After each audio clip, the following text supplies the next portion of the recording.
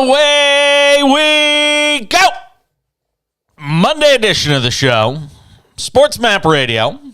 The SportsMap Radio app. Good to have you with us.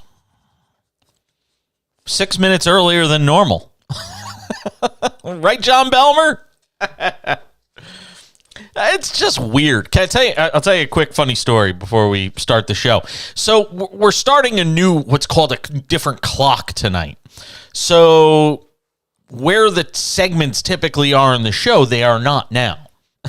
Everything, instead of 6 segments an hour, we have 4 segments an hour. Instead of 2 quick little 3-minute segments at 7:06 Pacific and the end of the hour where we have a quick 3-minute. Now there's just 4 segments and they're all basically the same length. So it's a different clock. But I'll tell you a funny story before we get started tonight.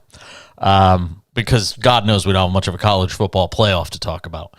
Looks like I might get 2 of my 3 picks right. If you listen to Friday on Paige's Picks, I said take the first half over, which we hit.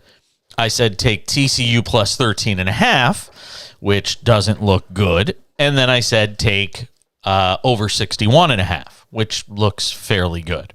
So, by the way, Knicks find a way to blow another late lead, lose to the Bucks at home tonight. So, we're sitting on the couch before the show starts, about, 15 minutes before the show starts. I'm watching the college football playoff. I'm eating a juicy pork chop with bacon wrapped around it. Oh, just amazing. From Omaha, by the way, from Omaha Steaks. Yep, courtesy of Omaha Steaks. Go there now. Use the promo code CASHIN at checkout for $30 off.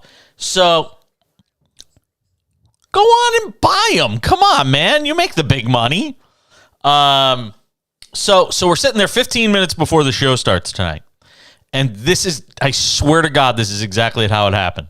My husband turns to me. He goes, by the way, you remember, isn't your new clock starting tonight? And aren't you on at 7 instead of 7:06? And I looked at him. I said, oh, my God, the new clock starts tonight. I swear to you, I totally forgot that we were on the new clock tonight. Wow. Yeah. Good thing for my husband earlier. We would have been 6 minutes of dead air to start the show tonight. What would you have done? Are you going to talk? Were you going to talk while I wait to come on? You barely can say 4 words. Now you're going to talk for 4 minutes? Come on. No, I'm teasing. I tease. No, don't do that. We won't have a show much longer. So anyway, college football playoff. Well, I guess all that's really left is just how big the route will go and whether or not we'll get over 61.5, which is what we were all kind of expecting would be the case tonight. It's 45-7 Georgia on top of TCU. So the only thing in doubt right now is the total. But we will do our live betting that we do every night on the show. That'll come up in the next segment of the show. Jen Mueller, who handles pre- and post-game on the Seahawks radio broadcasts, will join us coming up at 7:30 p.m. Pacific. It's so weird. So we're going to be adjusting tonight because it's a new clock. It's sort of a new way of doing things on the show. We will adjust accordingly. Let's do NFL in this hour of the show, outside of the live betting stuff on the college football, which we'll do in the upcoming segments. So for me, I look at the end of this NFL season and sort of the way things broke down yesterday around the league. And look, the playoffs are going to be fantastic. There's no getting around it. But we told you on the show on Friday that Jacksonville would beat Tennessee, and they did. By the way, the only game we got wrong on Paige's Picks was Jacksonville. We said Jacksonville would win. We just thought they would cover the 6.5. They didn't.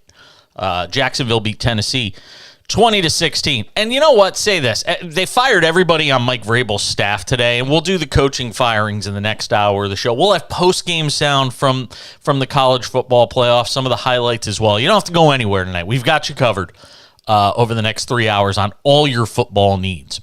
But they fired basically Mike Vrabel's entire staff today. And clearly he must have been okay with it, because in these instances, if you're a good head coach like Mike Vrabel is, they fire all your coaches, usually you'll put yourself in front of them and say, all right, you want to get rid of all them, you're getting rid of me too. And he basically let them all get, put in front of the firing squad today.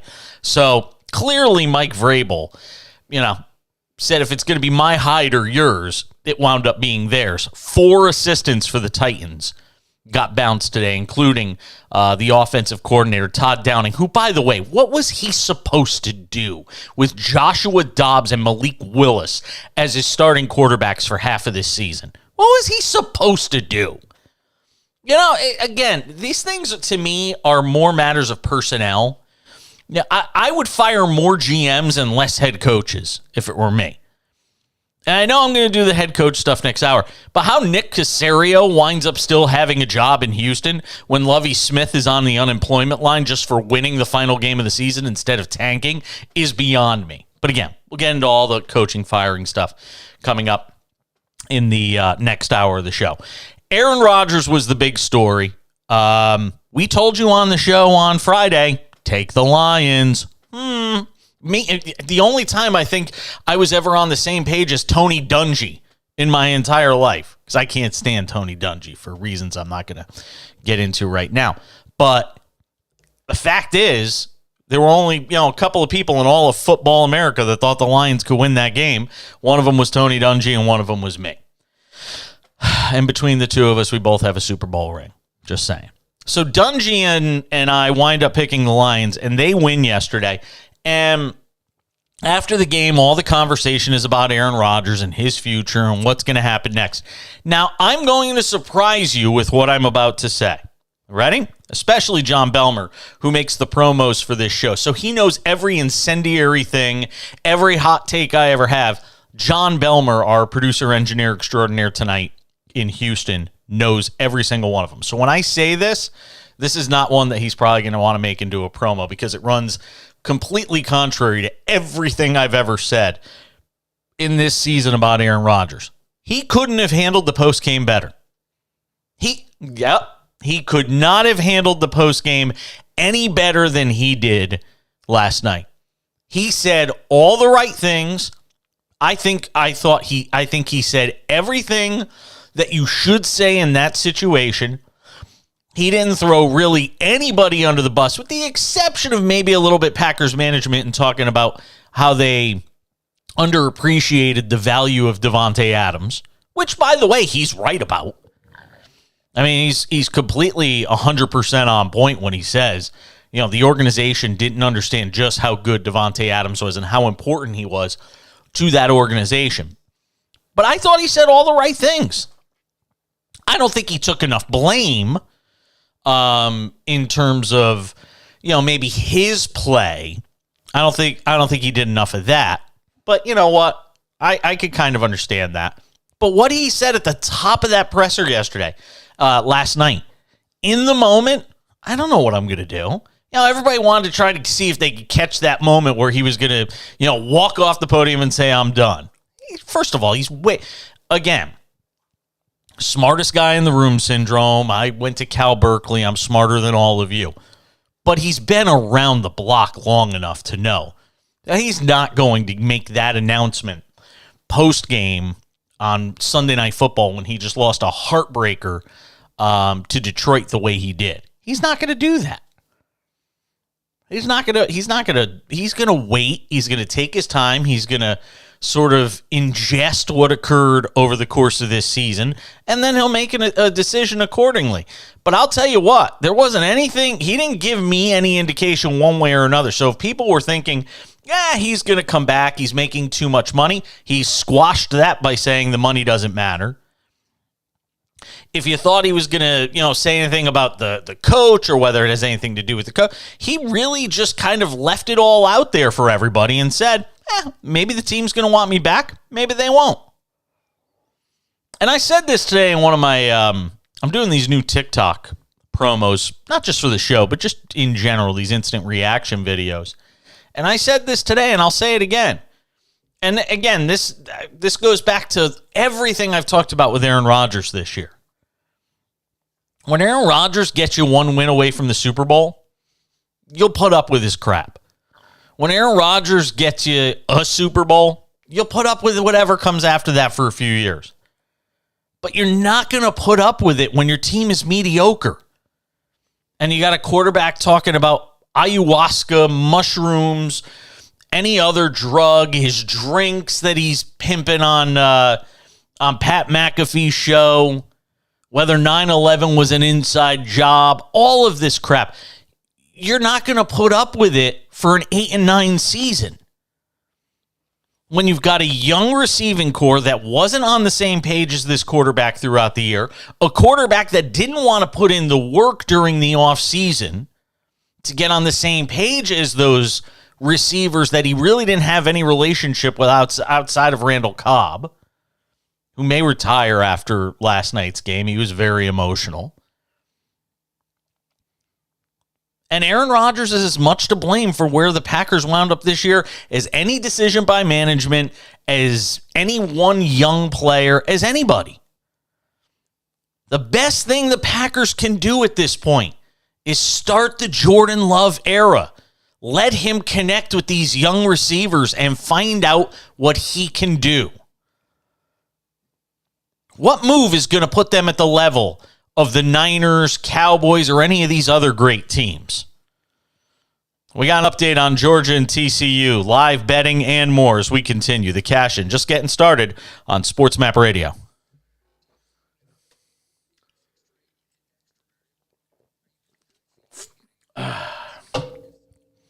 Eight guests.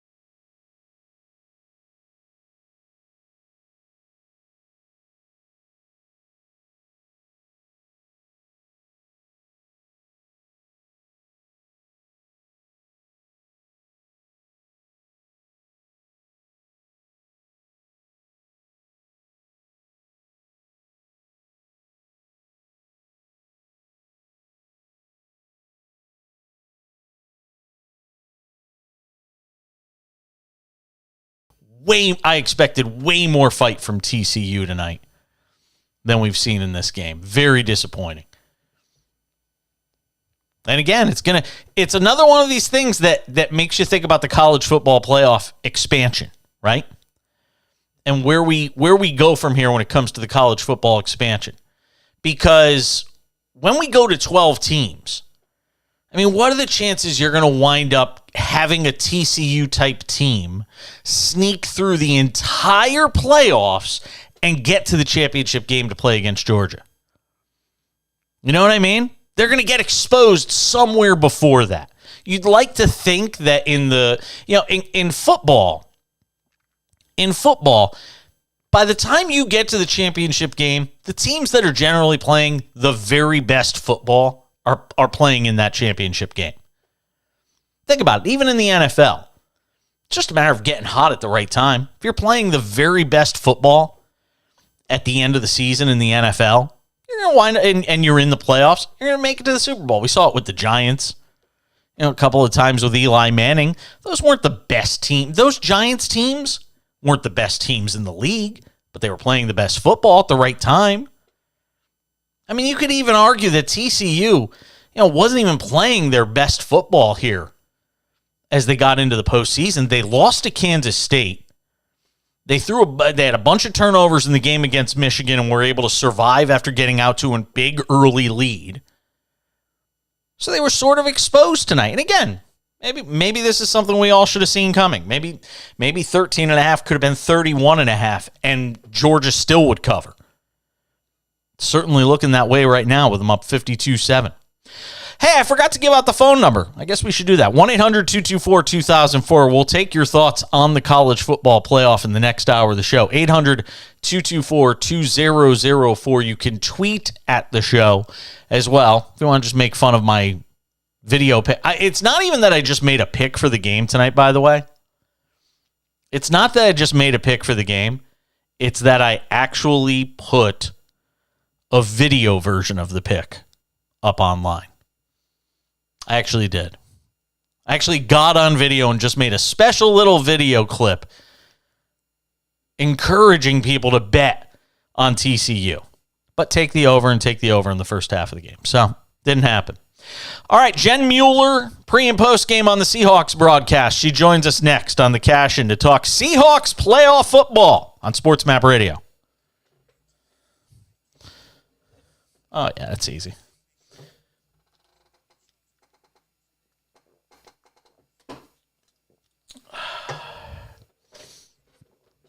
It throws me off just in terms of how I map out my segments because I really had a certain formula that I did the show.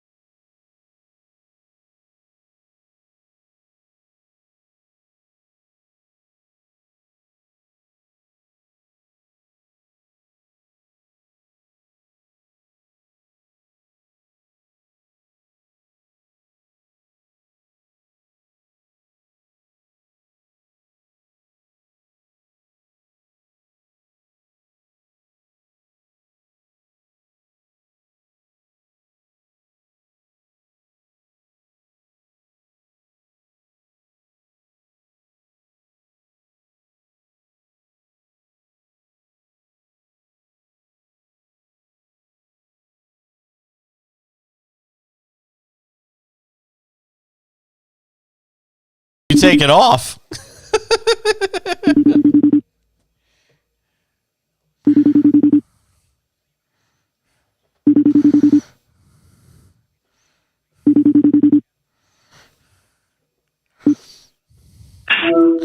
There she is. Here she comes to wreck the day.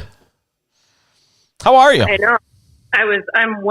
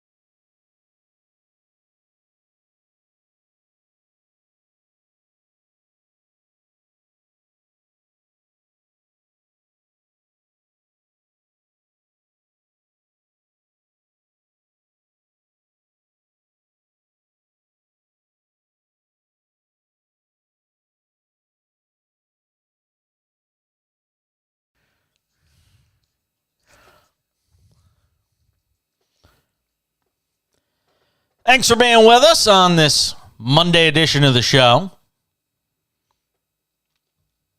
Talking some NFL in this hour.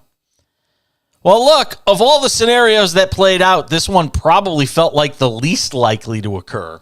Because while we all thought Seattle might be able to beat the Rams, and certainly it was a cliffhanger, I don't know if a lot of people thought Green Bay would lose at home to Detroit. I did pick Detroit for let's just say, me, Terry Bradshaw, and Tony Dungy. One of our Twitter followers, James, in Detroit said, don't leave out Terry Bradshaw because he and Tony Dungy picked Detroit to win. So I got to give props where it's due. And I don't even know if Seattle in their heart of hearts would have thought that Detroit was going to win that game. Let me bring in Jen Mueller, does a great job pre-post on the Seahawks broadcasts. Love talking to her. She gives us a few minutes on the cash-in on SportsMap Radio. So how shocked were you when Detroit pulled off the improbable upset? I don't know that shocked was the right word. I think it was much more of the take that NFL. Like, there was a lot of yelling inside my house. I used my outside voice inside way too much during that game. I really thought that game was going to go one of two ways. It was either going to be a blowout in favor of Green Bay, or it was going to be a really close game that the Lions had a chance to win. And the narrative in Seattle, and I was surprised. I was a little bit surprised after Seattle won. The murmur among a lot of people in the media corps was, if Detroit doesn't win, the national narrative will be the NFL screwed over the Seahawks. And there is some validity to that. And I understand why the Packers and the Lions were that late night game. I understand the ratings. I understand Aaron Rodgers. There was a lot on the line there for three teams. But to not have those teams playing at the same time was absolutely ridiculous. Equally ridiculous to think that Dan Campbell wasn't going to have his team ready to play, or that they're not equally as tired of hearing about Aaron Rodgers. So, it was a really fun night to get 2 wins in a day. Yeah, just incredible, and the wild ending to the game. And look, let's just say it. I mean, the Seahawks hit no matter what happens the rest of the way. I mean, I know athletes will never take it this way, and they'll never look at it this way, and it's more of a media narrative and a fan narrative. But I mean, if there's ever been a team playing with house money and an organization playing with house money right now, it's the Seahawks. You got the Broncos draft pick because they were abysmal. After you trade away Russ, you get all the draft picks. You get Geno playing the way he's had that he's played. And you find yourself in really a can't-lose situation. Is there any sentiment like that in the organization, or is that just us talking? I think it's just us talking, and here's why I say that. Because we talked to Pete today. And Pete Carroll, when you ask about, is this gratifying? Is this unexpected? Do you like proving people wrong? He'll say, yeah, I like proving people wrong, but right now I'm really frustrated because we had an opportunity to do more. And regardless of the national narrative, I know what we had inside this building. I know how talented these guys are, and I know what the expectation was. And for Pete, he's frustrated that it took needing the Lions to win to get Seattle into the playoffs. And he said, look, maybe that's, counter to what everybody else is thinking, but all along I thought we had a lot of talent. So I believe the entire fan base recognizes the Seahawks are playing with house money. I do think there's people inside the organization who hoped and wished for even a little bit more this year. It's kind of hard to analyze this game because these aren't the same teams playing in this wild card playoff that we saw playing, earlier on in the season. So what do the Seahawks glean from those earlier matchups that they can use here?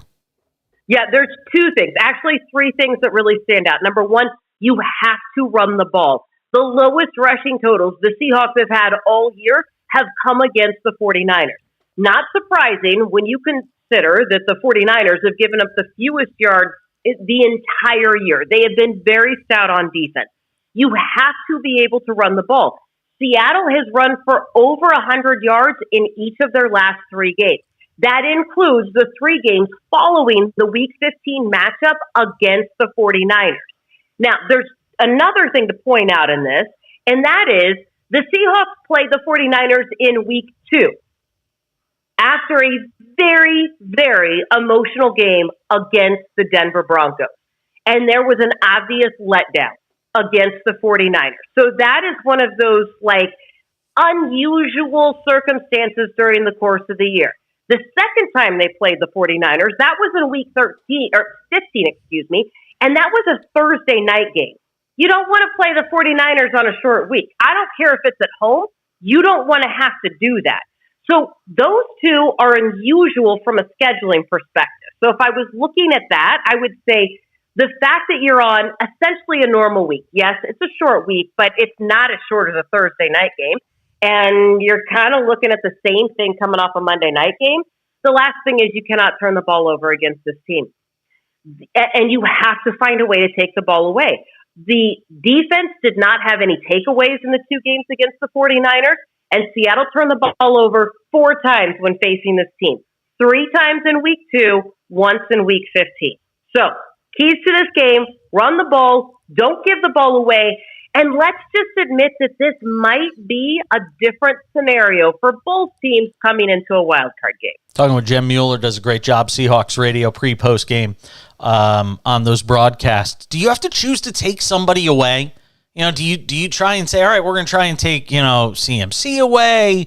Do you try to, is there the problem is the Niners have so many weapons. As much as we talk about this team defensively, they have so many different ways to beat you on the offensive side. It'd be nice if you could just say, hey, let's stuff the box and make Brock Purdy beat us.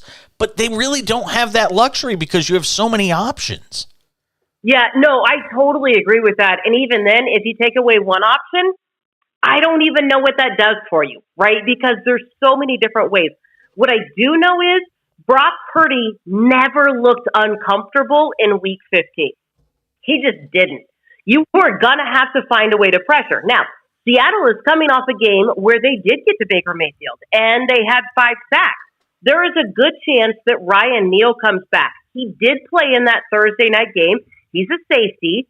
And he was not at 100%, not by any stretch. In fact, he has not played since that game because it aggravated his knee so much that he hasn't been able to start. There's a good chance that he comes back.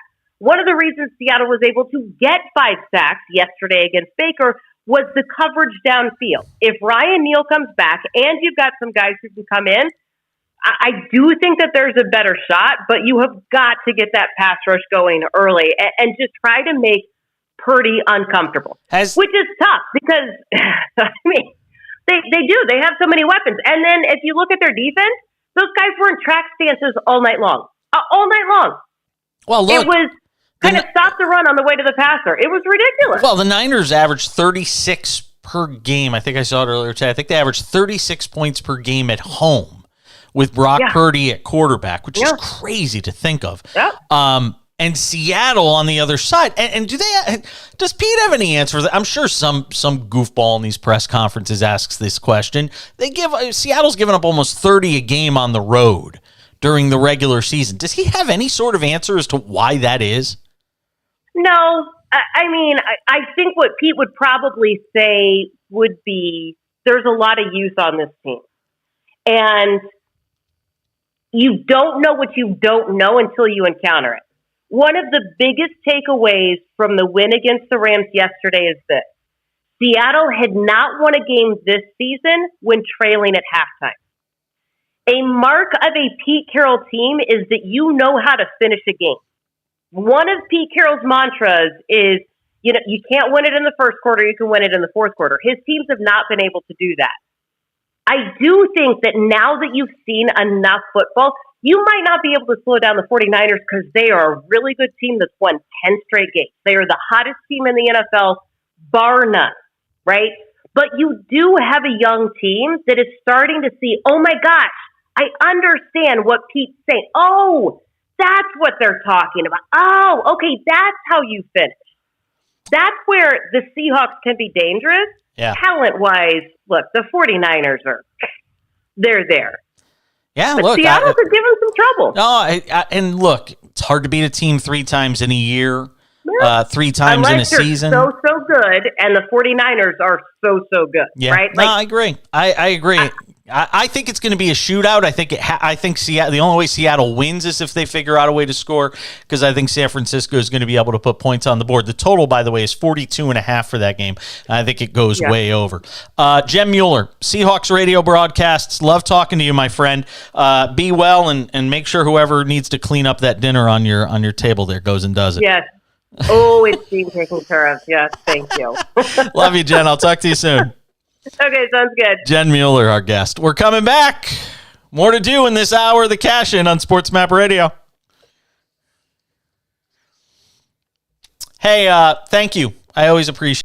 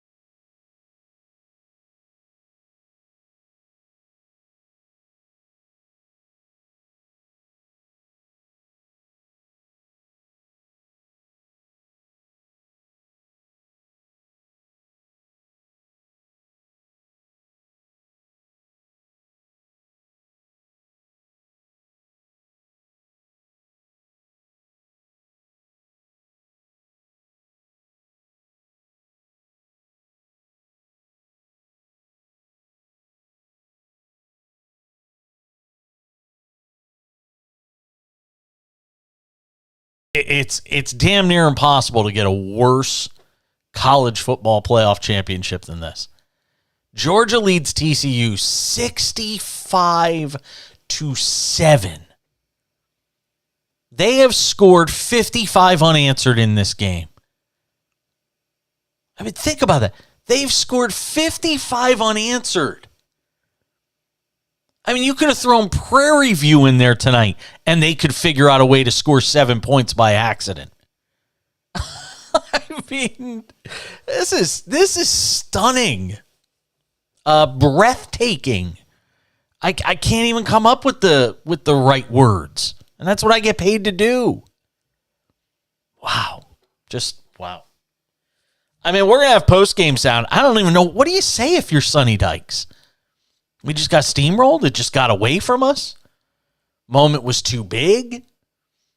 And Belmer and I were just talking about it before we came back from the break. John Belmer, our intrepid producer, engineer extraordinaire working the show in Houston, he said it. And this is what you fear when you put a TCU in the college football playoff. That it looks great. The story's amazing. Cinderella. It's like the guy says, you ever seen Cinderella Man? You got to see Cinderella Man, by the way. If you're a sport, how do you not see Cinderella Man? Max Bear is the villain in it. And it's based on a real, true story. James J. Braddock, the fighter out of New Jersey. And Max Bear is the heavyweight champion. And James Braddock is this overwhelming underdog, which is why he's called Cinderella Man. And there's a scene in the movie. I don't know if this happened in real life or if, Ron Howard just embellishes and sort of makes his own story up. But in the movie, they're out at dinner the night before the fight. And James, or not the night before the fight, maybe shortly before the fight. And they're both out at a restaurant together. And Max Bear walks up to James Braddock. He says, show's over, pal. You're going to get your, what kicked in. Max Bear was a lot of bravado, very braggadocious. And Max Bear says, hey, Cinderella Man, people die in fairy tales all the time. And that's what you got tonight. I mean, people die in fairy tales all the time. That's what happened tonight to TCU. They got buried under an avalanche of offense from Georgia. And say this too, and I look, I don't want to kill a team that just went to play in the college football championship game, and that's not my intent. But TCU looked like they had no idea what was coming. I mean, you've got Stetson Bennett walking into the end zone for touchdowns untouched with not a defender anywhere within 5 yards of him.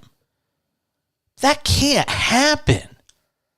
I mean, everybody always likes to talk about, wow. I was talking about it on the couch with my husband. I said, look, it's amazing the kind of attention, how much money a game like this means for both Georgia and TCU, right? I mean, think about it. Your schools are on this national stage. This will be one of the top 7 or 8 highest rated broadcasts of the year. It's on a zillion different platforms because ESPN is shoving it down your throat on every platform imaginable tonight with every different broadcast you can imagine. So it's going to get a huge viewership number, even with this route. And all of that attention for these universities. But it could go the other way in an instance like this. I mean, this is embarrassing for TCU. And you've got guys out there deciding, where they're going to go, transfer portal this, high school recruits. And, man, the TCU story's great until they get into this spot and get waxed by Georgia. I almost wonder if it almost has the opposite effect. Where, yeah, you might want to say, well, this is going to be easier to recruit. Use this as a recruiting tool if you're TCU. Well, I mean, if I'm walking into a 5-star recruit's bedroom, yeah, it's nice to talk about the fact that we were 13-0 or whatever, 13-1 going into the championship game. But how do you gloss over the fact that you just lost by 70 points? And by the time this is over, it might very well be that many. I don't know. Like I said, somebody's going to figure out a way to spin this for the positive for TCU. Well, we were 5-6 last year. Great. You didn't have to get embarrassed in front of 20 million people on national television and lose 65-7. You know who else I feel for in this? For every, Stetson Bennett in this situation. You feel for Max Duggan, who's been this wonderful story throughout the college football season. Who just, figuratively speaking, you want to watch somebody die on a in terms of professionally speaking, or what his future is in football. I don't know how you escape this performance if you're Max Duggan. He was terrible. When was the last time you saw this in a box score, by the way? Ready for this one, Belmer? Max Duggan tonight, 10 carries, minus 38 yards. He's run it for minus 38 yards tonight. He's running backwards. It's crazy. And meanwhile, Stetson Bennett, who's really not known for his running, had 3 carries for 39 yards. He had 6 touchdowns tonight. 4 passing and 2 rushing. My God. Just talk about your fairy tale night. Man, maybe you don't want to even go into the NFL if you're Stetson Bennett. Just walk off the field after this one and be like, you know what, I'm good. Peace out. I'll just go be a legend in Athens. Really, because let's be honest about this too. If you're Stetson Bennett tonight, let's go completely the other direction on this. Ready? Your life's not getting any better than this if you're Stetson Bennett. What are the odds he goes into the NFL and becomes, this amazing quarterback who wins Super Bowl? Because short of any of that, everything after tonight is just downhill. You want to argue he's going to make some money in the NFL? If he's a mediocre mid-round quarterback who bombs out after his first deal and he's out of the league in 3 years, we will look back at tonight and say, this was it. This was the high point of life for Stetson Bennett. Doesn't get any better. That's it. What was the high point? That's a great question. That's a great question. I would love to ask. You know what? Well, next time I get like a star on, I want to ask them what the high point of life was for them.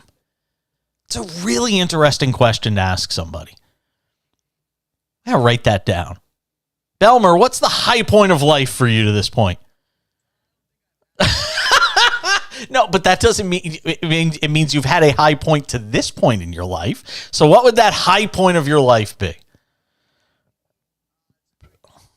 Yeah, I got you thinking, see? Come on. You don't have one thing that you could point to in your life and be like, yeah, that was it. That was it so far. Nothing? Oh, my God. What were you going to say? Working with me? Because that would be the high point for most people. I know every producer that's ever worked for me has said that. Yeah. That's why I keep them for so long.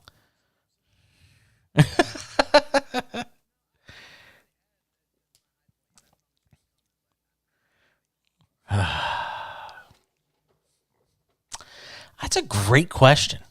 The high point of my life. I don't know. Maybe it's getting married. Maybe it was getting married after going through so much, strife, and having a binational relationship, and my partner being in Singapore and me being here, and us going back and forth, and the tug and pull of that. Professionally, though, but see, I guess I'm talking professionally, and I guess for you that would be a little harder because you are kind of young. I don't know. Professionally, for me, might have been my first radio row, the first radio row I ever did at a Super Bowl in Miami about 13 years ago. That might have been it. It was the time of my life. Stetson Bennett having the time of his life. Georgia all over TCU. Another hour of the cash-in is next on SportsMap Radio. What'd you think of?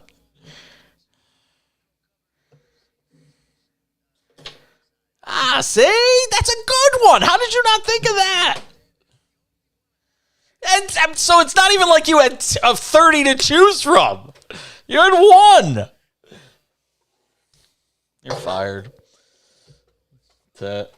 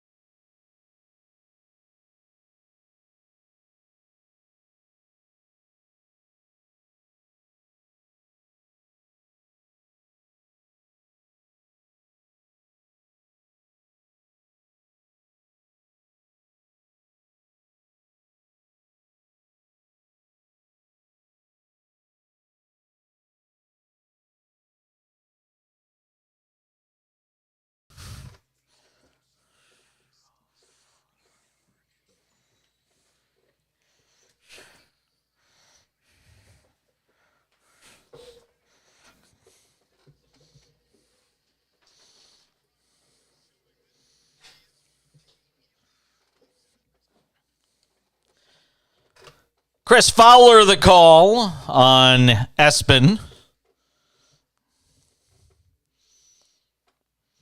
Wow, Georgia. That's all I could say. Wow. Just an absolute wow performance from Georgia tonight. 65-7 the final. Bulldogs beat the Horned Frogs in the College Football Playoff National Championship presented by AT&T. Wow, just a breathtaking performance by that team tonight. All the credit in the world to them. We'll have post game as it rolls in throughout this hour of the show. We were talking before the top of the hour. I had asked John Belmer. I said, what was the highlight? Because I was saying, for Stetson Bennett, what are the chances it gets any better than this? And honestly, you could probably say that for a lot of guys who win college football championships. Even Tim Tebow, for all the fame of his NFL career, it never got better than college for him. I mean, what? He played in the NFL for a few minutes, had the one crazy pass to Demaryius Thomas in that unlikely win and playoff win, and then they got beat up the next week. He goes and plays quarterback. Goes and plays for the Mets in the minor leagues. Tries to be a tight end for 5 minutes with Urban Meyer's Jaguars, which seems like a lifetime ago now.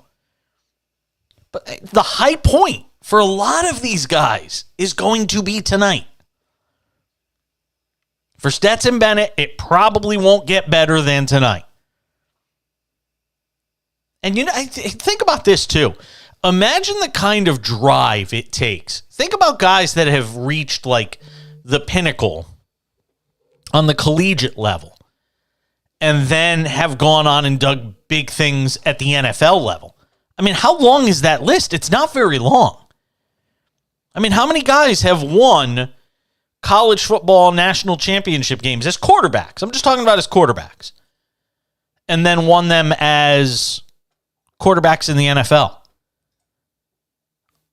Start running down the list. It's pretty. Eli Manning didn't. I don't think Peyton Manning did. Brett Favre didn't. I mean, who has? I'm waiting. Anybody? And again, I don't have, a staff of 10 people to go and look this stuff up, but I'm just thinking about it off the top of my head. Quarterbacks to win a national championship in college football. Quarterbacks to win a college championship, win national championship in college football. And then who do you got? That was the only one that came to mind at Notre Dame. That's it. Now, Joe Burrow almost did last year. So there you go. I mean, that's something special when you think about that. Oh, Namath did. Well, no, he was named college football player national championship as QB of Alabama by the AP in 1964. Won the Super Bowl for the Jets in 68. So Namath won. Namath was the quarterback at Alabama when they were crowned college football national champion by the AP in 64, because obviously the NCAA didn't have a playoff then. So technically there's two. And their names are Joe Namath and Joe Montana. So it tells you, for most guys, it ain't getting any better than this. Now, I mean, again, for Burrow, it's come pretty damn close in being able to win a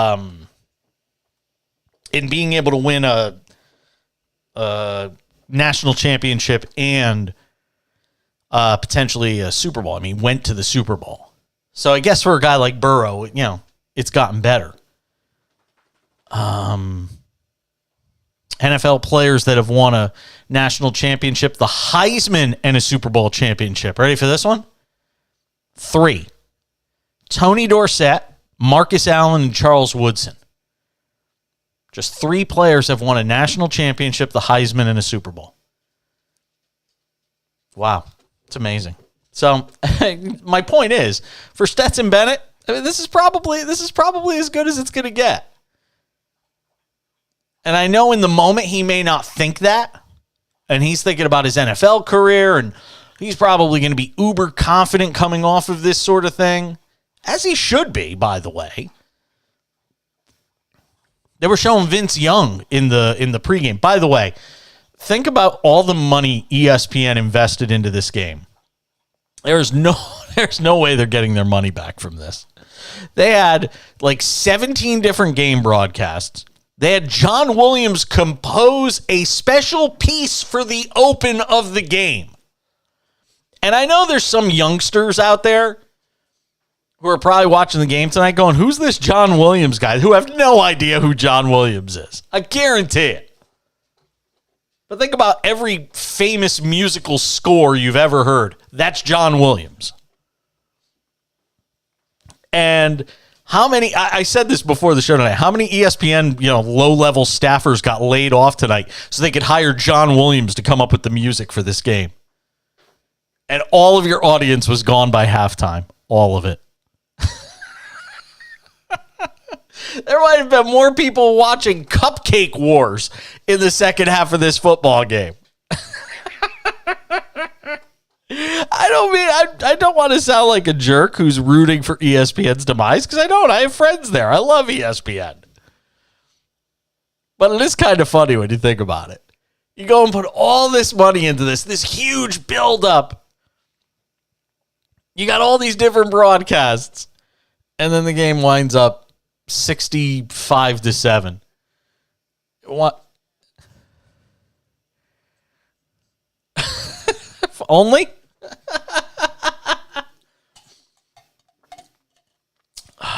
It was Super Bowl 24 all over again. It was the massacre at the Superdome all over again. San Francisco 55, Denver 10. That's exactly what it was. Brutal. Absolutely brutal. 1-800-224-2004, 800-224-2004, and again on Twitter at the back page. And by the way, if you ever wonder why the SEC gets so much love every year, before everybody says, oh, you can't put two SEC teams in the playoff, you got to spread the love. Why are the rankings so dominated by the SEC? Well, now you just found out why. And, the next time the Big 12 gets the shaft, when it comes to a ranking, I don't want to hear it. I can't even, I'm one of those people that sometimes whines about the bias towards the SEC. But again, after tonight, you didn't help your case if you're the Big 12. When you send a team there that loses by 50, what was it, 66-7? 65-7. That loses by 58. You could have had TCU plus 54 and still lost tonight. Oh, man. Poor TCU. The Horned Frogs got cooked. My goodness. You ever wonder what cooked frogs look like? Just watch the last 2.5 hours on ESPN. First hour of the show, we were joined by Jen Mueller, our good friend, who I absolutely adore. She does a terrific job with pre- and post-game on Seahawks broadcasts. She also works on the Root Sports broadcasts for the Seattle Mariners. She is terrific, one of a kind, one of the best broadcasters in this business, male or female. You noticed I didn't qualify by saying best female. No, she's just one of the best, period. And we were talking about this matchup between the Seahawks and 49ers on Saturday. And Seahawks are plus 10 in that game. 10-point underdogs on the road. And listen, I don't want to sound like Debbie Downer during that interview. I'm trying to find a reason, but I think San Francisco might win by all of it. San Francisco could win that game by 3 touchdowns. And the perplexing thing to me in that game is the over being 42.5, because I could absolutely see it go well over that. I know 49ers defense is really good, but I also just watched the Raiders put 30 up on it a couple of weeks ago, and the Seattle offense can score. And San Francisco is averaging 36 at home with Brock Purdy at quarterback. I mean, look, is there anything that would tell you right now San Francisco isn't going to the Super Bowl out of the NFC? Can anybody make an argument to me? And look, you could talk all you want about Philadelphia. You can give me all the stuff you want about the Eagles, but the reality is, yesterday they beat the Giants by 6, and the Giants were playing their third stringers, and Philadelphia needed the win. I think Philadelphia is good. Maybe they wind up in the NFC title game, but if you put them on any field, Philadelphia, neutral site, anywhere you want, I don't think it makes a difference. I think San Francisco wins. Who's beating the Niners right now? Give me an argument. We'll talk about it some more. 1-800-224-2004, 800-224-2004. Just getting started. Hour number 2 of the Cash In with me, Jason Page, on SportsMap Radio.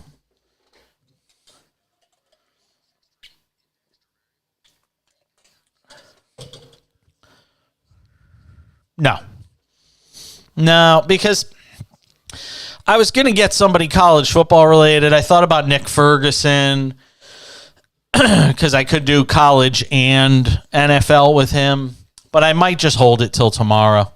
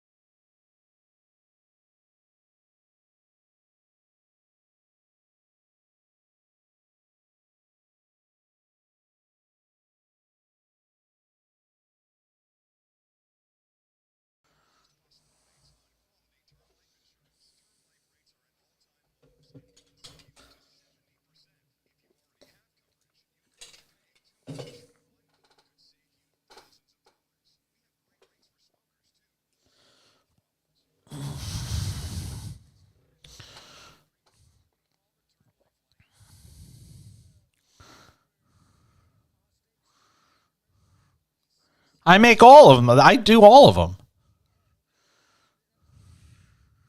No, all of them have me in it. I voiced all of them.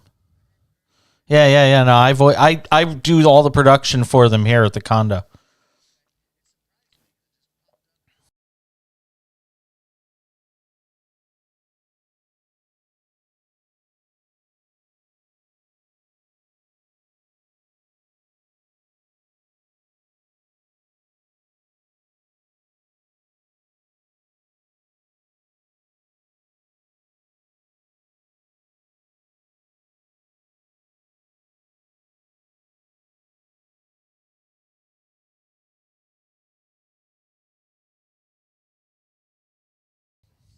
Yeah, classy.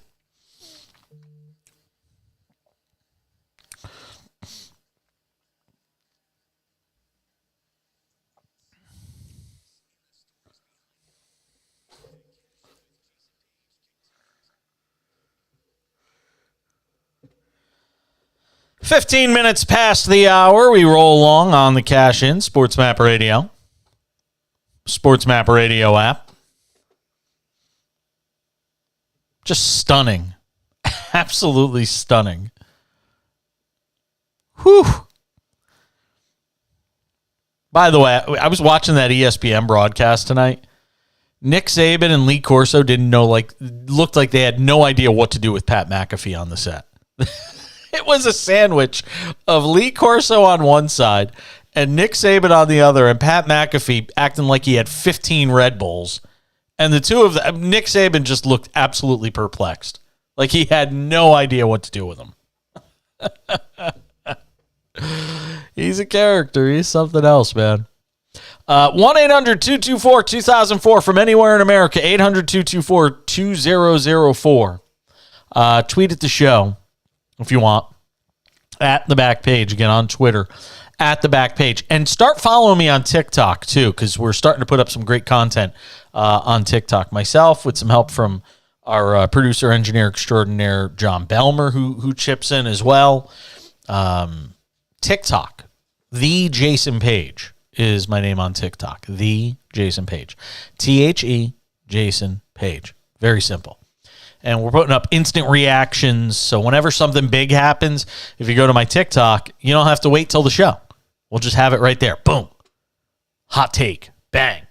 Minute and a half and done. I figure out a way to get them to a minute, though. I'm too long-winded. See, that's the problem. This generation wants everything in like 30 seconds or less. Hey, tell me about, the U.S. Constitution in 30 seconds or less. You can't do it. There's just certain things you can't do. But anyway, go and check it out on TikTok, the Jason Page, if you want to get it there. By the way, thank you to James in Detroit who tweeted the show earlier to tell me that Terry Bradshaw also picked the Lions over the Packers last night, yesterday before last night's game, aside from Tony Dungy. So, going back to some of these lines, because we do a lot of betting on this show, we went 2-1. So just for the record, we are now 7-1 in our last 8 NFL picks. The only one we got wrong this weekend. Thank you. Appreciate that. 7-1 in our last 8 NFL games. The only one we got wrong this weekend, we got the team right. We just didn't get the spread. It was the Jags minus 6.5 against the Titans, and they won 20-16. NFL this weekend, though, on Sunday, we hit all 3 games. We are cooking with gas right now. We finished the NFL regular season. Let me do the math on this here. We finished the NFL regular season. How about this high water mark for the year now? 37-32. I mean, that is pretty damn good. And we went 2-1 on our picks for the college football playoff championship game. Obviously, we got TCU plus 13.5 wrong, but we hit the total, which we told you it was going to be high scoring. I don't know if anybody thought it would happen this way, but we got the total right, and we told you first half over 31.5. Nailed it. So 2-1 tonight, 7-1 over the weekend. We are on fire. 9-2 over our last 11. I mean, there's no better time to be listening to this show than now. And I'll tell you right now, I was talking about this just before we finished up the last segment, but San Francisco minus 10 feels like a pretty good pick right now. We'll do the midweek stuff where we run through all the games. And I'm sure we'll sprinkle them in as we go throughout the show. And there's a couple of big spreads this weekend. There's a couple of double-digit spreads this weekend. And look, the reality is if Tua Tagovailoa doesn't play, if he's not playing this weekend in Buffalo against the Bills, then it's hard to imagine any scenario where the Dolphins can win that game. Whether it's with Skylar Thompson or Teddy Bridgewater. I think they have a better chance to win with Teddy Bridgewater. I'm shocked that Teddy Bridgewater was standing on the sidelines in that game against the Jets. Because Skylar Thompson couldn't do anything. And Teddy Bridgewater gives you some threat of being able to throw the ball down the field. I mean, they couldn't get anything going with Skylar Thompson. They almost lost that game to the Jets with Joe Flacco, who I love, by the way, at quarterback. You wonder if that was Joe Flacco's last game, by the way. Very quietly, you sort of wonder if that was the final time we see Joe Flacco, who, by the way, has as many Super Bowls as Aaron Rodgers. Just thought I'd throw that little dig in. Because we all like to drool over, Aaron Rodgers' career for his one Super Bowl. Like I said, Trent Dilfer's got one. So does Brad Johnson. So does Doug Williams. So I mean, the list of guys that have won one is pretty long. Guys that have won 2, 3. So just want to put that out there. That's why I don't think this is it for Aaron Rodgers. If I were a betting man based on everything we saw in that press conference last night, if I was a betting man, I would bet we see Aaron Rodgers playing next year. I'm not convinced it's going to be in Green Bay. I don't even know if Green Bay is convinced it's going to be in Green Bay. But Aaron Rodgers will be playing somewhere next year. I'll tell you, and there's going to be so much quarterback movement in this offseason. You're going to see more quarterback movement in this offseason than you've seen in a long time. You're going to see a lot of guys changing teams because you think about this for a second. You look around the league right now and, the number of teams that feel like they need to make a change at the quarterback position. And you can just start running through the standings and start to figure it out where potential changes are going to happen. And I didn't get to ask this to Jen Mueller, but I wonder, if Geno Smith throws up a dud, I mean, is he still getting a 3-year, $75 million deal from, or 3 years, $65 million from Seattle in this offseason? Is Mac Jones going to be the starting quarterback next year in New England? Nobody knows. Is Zach Wilson going to be the starter next year for the Jets? Nobody knows. Pittsburgh, are they sold on Kenny Pickett? I think they are. I think they should be. Mike Tomlin should get Coach of the Year votes, by the way, for going 9-8 with that squad this year. That is nothing short, and winning his last 4, by the way. Tennessee, are they sold on Ryan Tannehill being the quarterback next year? Indianapolis doesn't have a starting quarterback. Houston doesn't have a starting quarterback. The Raiders don't have a starting quarterback. Denver plays like they don't have a starting quarterback. The Commanders don't have a starting quarterback. I mean, go and look around the league. There are so many teams that are going to be looking for help at quarterback next year. There's only one division in football that I think it will not be looking for a quarterback next year. And that still might come to fruition with Green Bay. Although I think if it's not Aaron Rodgers next year, it's probably Jordan Love. NFC South, you got 2 teams, at least 2 teams, if not 3, looking for a starting quarterback.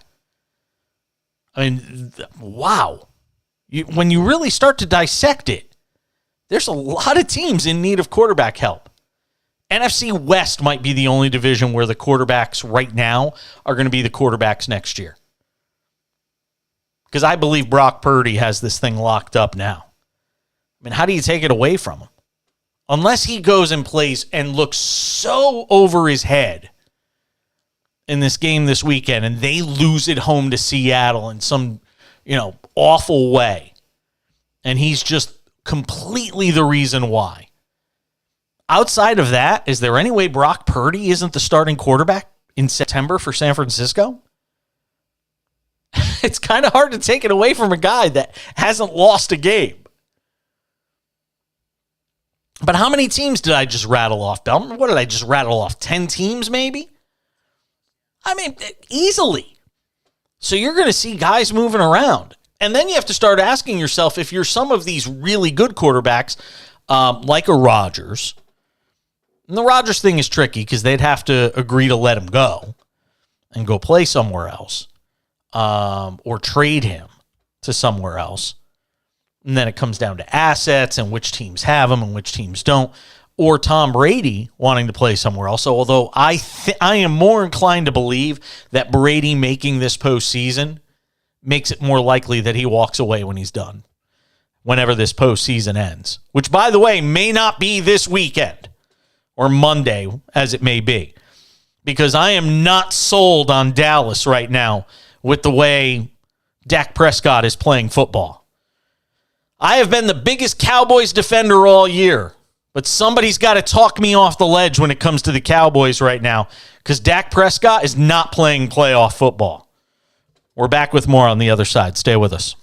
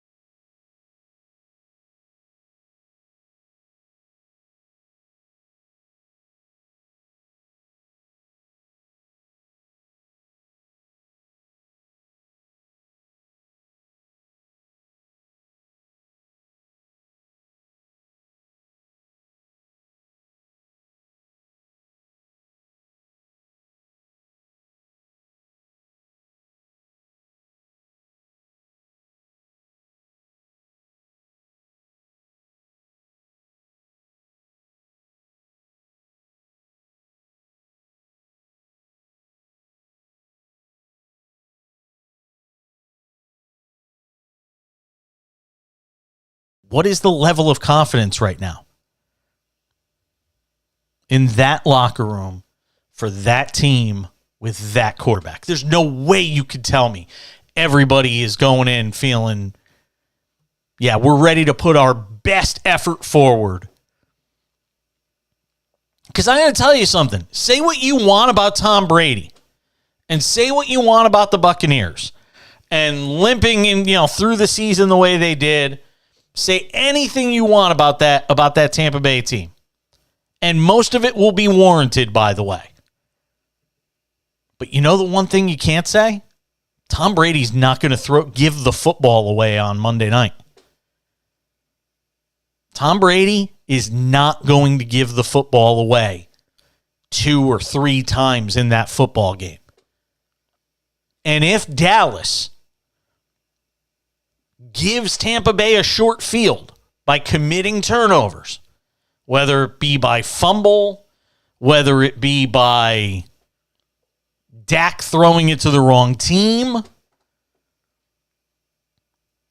Tom Brady's not going to do that. I'm absolutely flummoxed right now when it comes to the Cowboys. 800-224-2004, 800-224-2004. And again, you can tweet at the show as well at the back page. Again, hit me up on Twitter at the back page.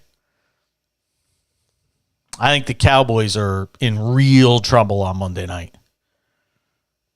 The Buccaneers, I'll tell you, not for nothing, I think the Buccaneers and the Giants got the perfect playoff draw for Wild Card Weekend. I really do. We're back with more of the Cash In. Second hour of the show. Good to have you with us tonight on SportsMap Radio.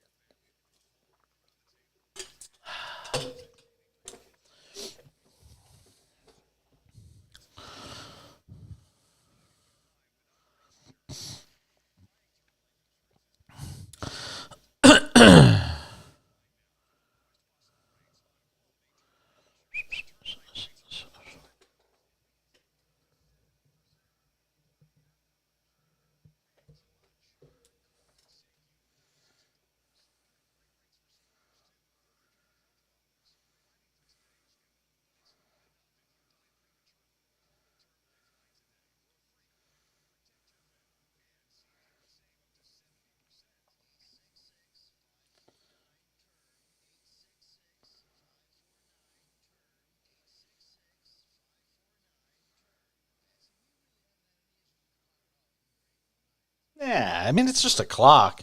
It's...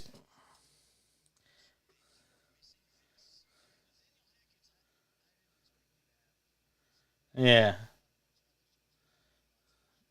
And did they?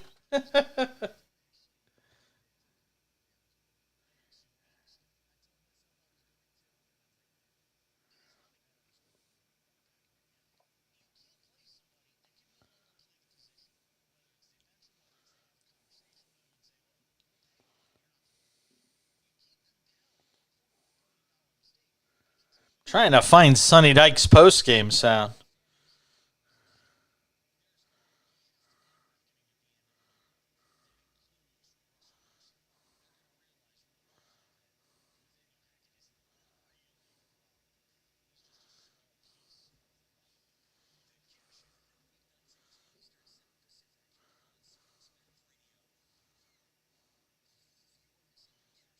Oh, I found it. Yeah. Coach, we'll take questions for the student athletes. Coach, when you're ready, please. Yeah. Well, tough one tonight. I think anybody that saw that knew, could see that we, certainly didn't play our best. You got to give Georgia a ton of credit. An opening statement from Coach. We'll take questions for the student athletes. Coach, when you're ready, please. Yeah. Well, tough one tonight. I think anybody that saw that knew.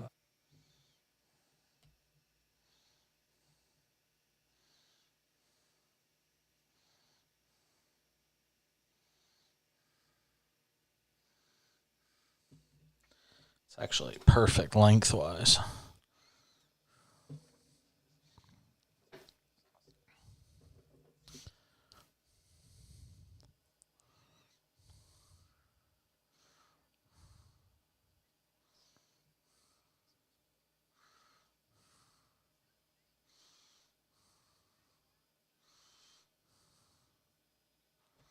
Who's the other guy on the podium?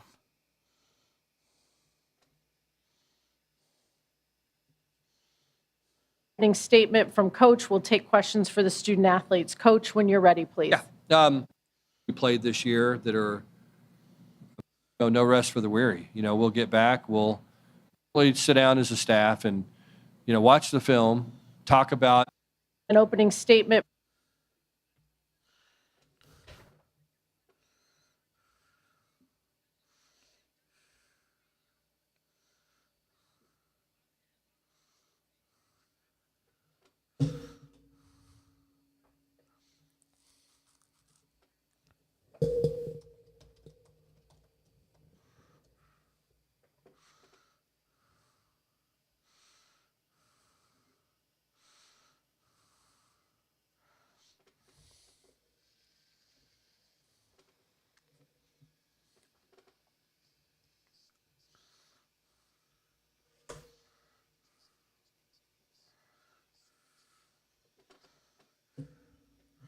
By the way, it took him a little while, but we were talking last hour about Stetson Bennett and how this is probably as good as it gets for, his career. Yeah, you think about it. Back-to-back national championships. Not a guy that's incredibly heralded when you talk about the NFL or anything like that. And then we were asking ourselves the question, what was the peak? What was peak in your life? In anything, in professional, in athletics, whatever it may be. What was the peak for you? And I asked our producer, engineer extraordinaire, John Belmer, I said, what is your peak? And he was like, I can't come up with anything. And then he actually came up with something. Belmer, what was it? I want you to relive your glory days for somebody. How old are you, by the way? How old are you? 30, yeah. Relive your glory days. What was your peak so far?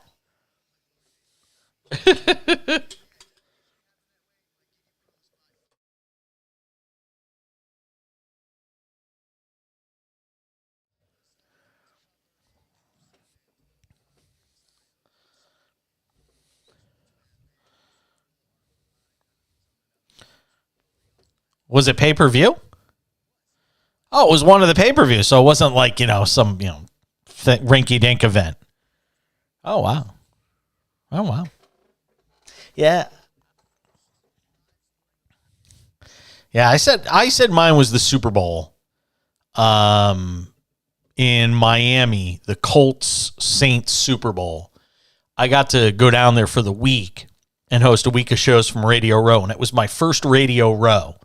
I was, 32, 33. And that one week I interviewed Joe Montana, Nick Faldo, Floyd Mayweather Jr. with his entire posse around him, which was crazy.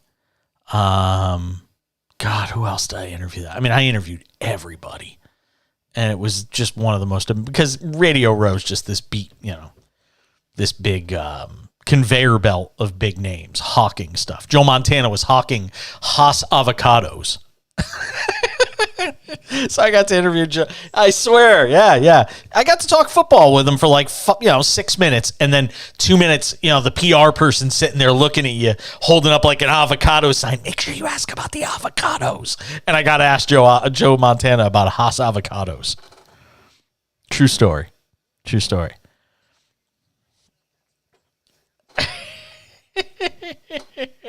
Yes, that's the way it happened. I got to interview some really cool people that week. That would be one. The other would be covering Pacquiao Mayweather, which was pretty cool. Just being around that whole circus was pretty wild. Yeah. And I still got a few bucket list items on my agenda that I want to hit. I got to hit the Masters. Masters is on the list. I want to cover I either want to cover or go as a fan to the Australian Open, the tennis. Because how many people get to say they went to the Australian Open? Especially from the United States. Most people can't even make the flight without their ankles swelling up and exploding. Yeah. It's true. So Australian Open would be on the list. Wimbledon would be on the list. I don't care so much about the French. I'd like to cover an Olympics. I would like to do an Olympics. I was talking to my buddy Howie Deneroff, who runs Westwood One. So if you ever listen to like the NFL on those national broadcasts on whatever radio station around the country, who knows? Maybe the radio station you're listening to carries it. They carry the college football stuff. Westwood One is a giant in the play-by-play world. And I'm friends with the guy who basically is in charge of like all things Westwood One. And I was kind of dropping hints to him when we had lunch a few weeks ago. I'm like, are you guys going to be at the next Olympics? And he's like, well, we're talking this, that, and the other thing. And I said, I want in. I want to do the next Olympics, yeah.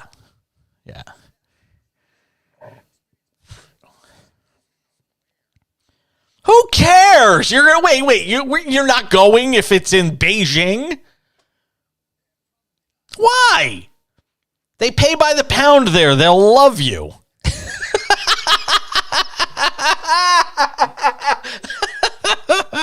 Hey man, I'm not much smaller.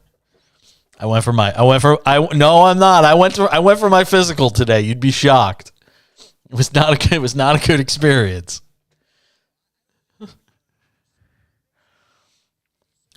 Where?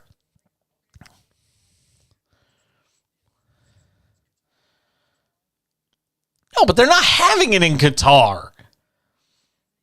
Yeah, but it's never going there. It's always going to be in some major superpower. And then, it's not going anywhere tiny.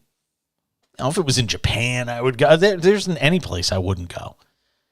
I would love to. I'm covering an Olympic. See, now I've always heard that it sucks to be media at the Olympics because they put you into these like tiny little quarters, and it's like living in a freshman college dorm room, and you're sleeping on concrete bunk beds and stuff like that. But to do it once would be kind of cool. I'd be cool with doing it once. I'm trying to think besides that. I mean, I've been to a World Series game. I don't care so much about being in an NBA final.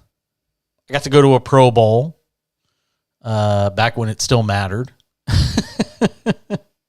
I've been lucky. I've lived my dream. I've gotten to cover a lot of cool things. And going to live sporting events doesn't generally get me all that geeked up. So I just like the TV experience so much more. Especially as a fan, you got people spilling beer on the back of your legs and stuff like that. Like I went to so many Yankee games for years at Yankee Stadium and could not stand the experience. By the time I stopped going to Yankee games and sitting in the right field bleachers, I was glad I wasn't going anymore. Stop. Don't disrespect that team. Don't you do it. Greatest team in the history of baseball. There's no disputing it. No disputing it. Greatest team in the history of baseball. You will not disrespect them. Greatest ever. That's what I thought. But yeah, I mean, I've covered everything I ever wanted to cover. It's funny. I live 2 hours from LA. I live 2 hours from San Diego. I have yet to go to a Dodger. I've lived here for 4 years, by the way. I've yet to go to a Dodgers game, a Padres game, or an Angels game. What do you mean? The Dodgers lead the league in attendance every year. People go, and now Petco. I mean, the Padres are near the top of the league in attendance. Plus, that ballpark is gorgeous. I mean, the Angels Stadium is a dump. But the other two are gorgeous. So they draw well. But, yeah, I just going to games live doesn't, unless this is going to sound so snobbish, unless I could smell the grass, I can't do it anymore. I've gotten spoiled by sitting close to the field that sitting far away just doesn't cut it for me anymore. How much are Astro tickets fairly affordable? No, I mean now. Really?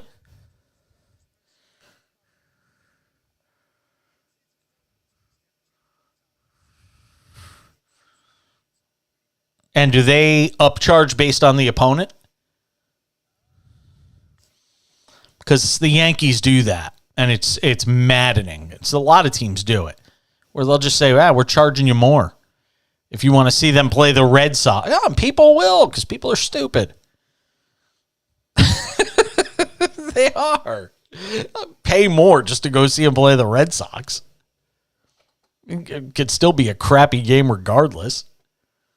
People want to pay the freight. They'll just keep jacking up the prices. Uninformed consumer is their best friend. 1-800, what were you saying?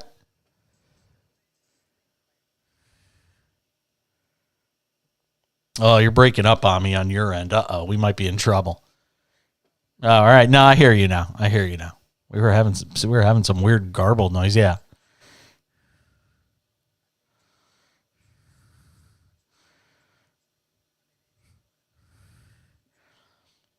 Must have been some good nachos and soda at a Rockets game. How much are tickets for a Rockets game? Or did you have freebies?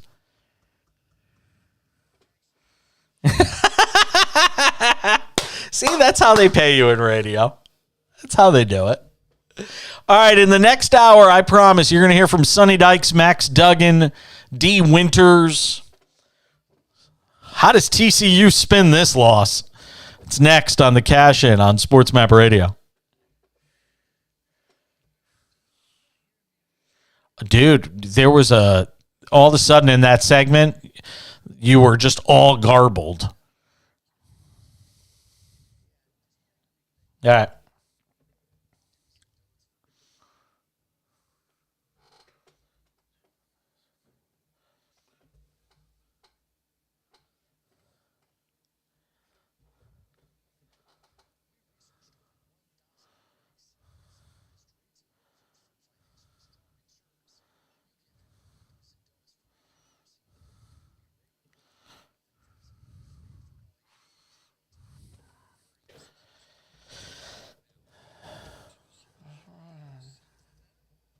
Now it is.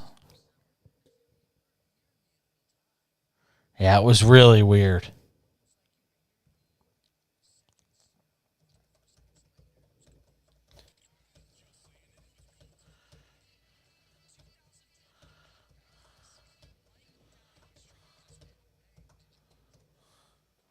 Yeah.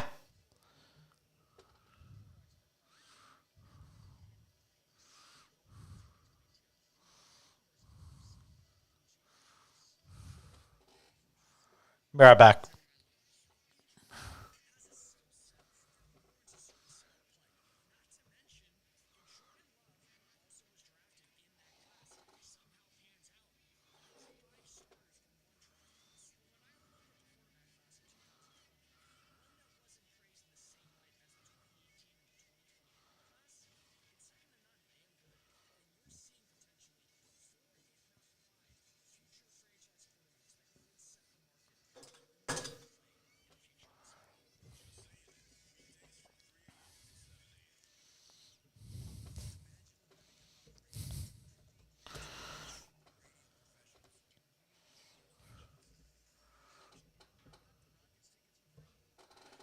How'd you get them for free?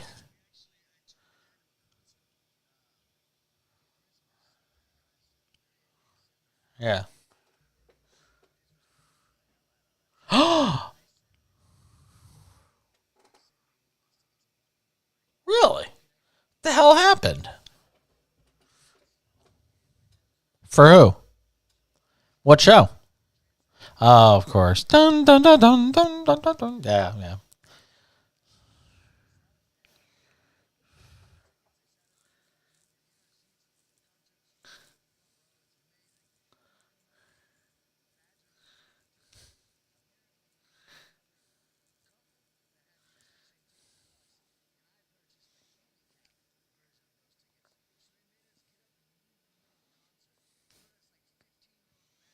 No. Yeah.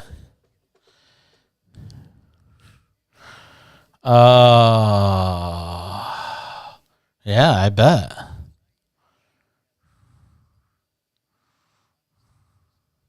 Huh.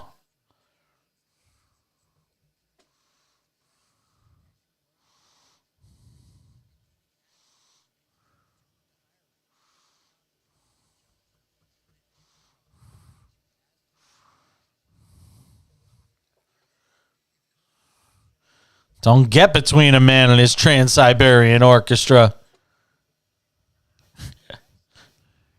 I've heard.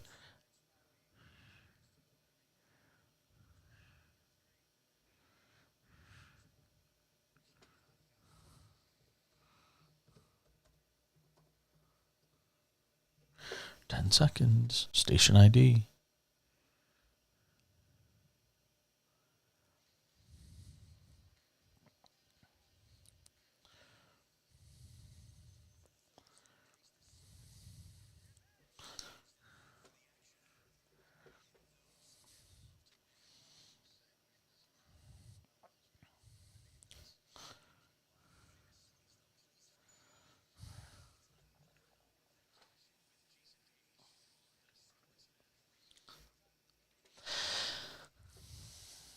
Final hour of a Monday/Tuesday edition of the show.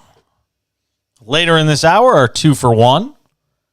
She's Jen Mueller, works on the pre and post game for the Seahawks radio broadcasts. She'll join us, get some thoughts with her on the Seahawks team that, look, is up against it coming up on Saturday against the 49ers in the wild card round. I mean, good luck playing the hottest team in football. Hey, you made the playoffs. Oh, by the way, you get to play the 49ers. Wah, wah. Still to come in this hour also, you will hear from the losing side of the college football playoff championship game. And that's Sonny Dykes, Max Duggan, D. Winters. Those three were at the podium a short time ago. We'll have that coming up for you. I don't know what you say after a 65-7 loss in the college football playoff championship game, but we'll find out what it is they're going to say. We'll get into the coaching firings that took place today. We have yet to get into that. There are 5 coaching vacancies right now officially in the NFL. Because Black Monday, which is typically, a day where just, it's like Game of Thrones. The heads get lopped off left and right, figuratively speaking. And you see a bunch of coaching firings. Well, there were 3 in-season coaching firings this year, which doesn't happen very often. So you had 2 more today. That gives you 5 openings. That doesn't mean that's the end of it. You could get fired after Black Monday. And I suspect there could be 1 or 2 more moves to come in this offseason as it pertains to coaching. There's also my favorite story of the day that I guarantee almost nobody's talked about. It involves sports betting. I'll leave it at that. 1-800-224-2004, 800-224-2004. You got a thought on the college football playoff? Yeah, it sucked. If you got something more than that to add, though, I'm all ears. Or anything from the NFL as well. Our good friend Dave in Connecticut is listening to the Cash In on SportsMap Radio. Hi, Dave.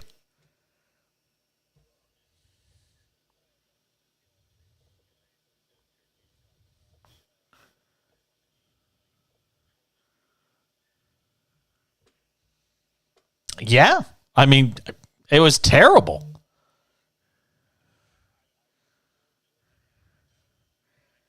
I mean, they give you they give you John Williams in the pregame leading up to it, this huge musical experience. The orchestra is there, and Tim Tebow is there, and Vince Young, and then you get 60. It's like going to Morton's, and they served you a Big Mac.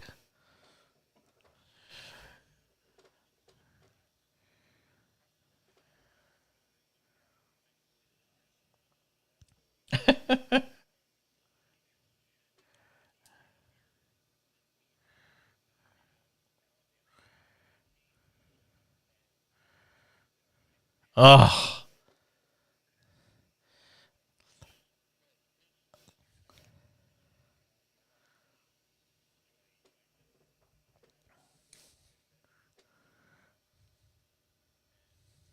Ugh, the extra point.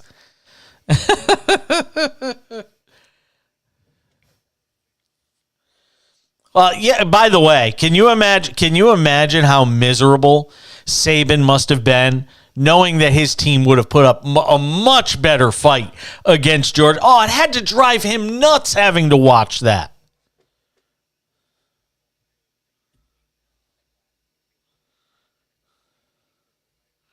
Yeah. Yep.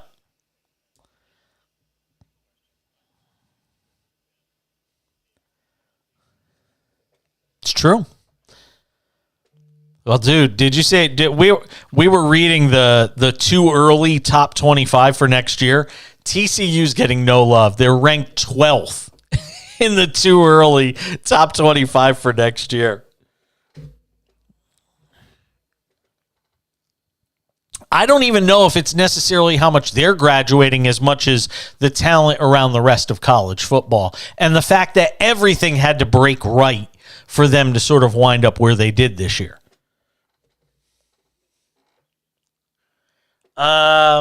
Michigan, let me see here. Now that you just asked me that, I'll tell you. Michigan is 10, Tennessee is 10, Oregon is 9, LSU is 8, USC is 7, Penn State is 6, Alabama is 5, Florida State is 4, Michigan is 3, Ohio State is 2, and Georgia is 1.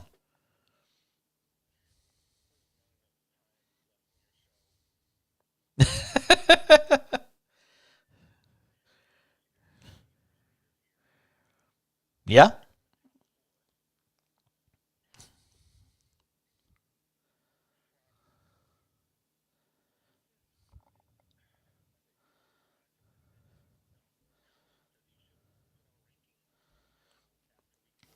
Yeah, I say that all the time.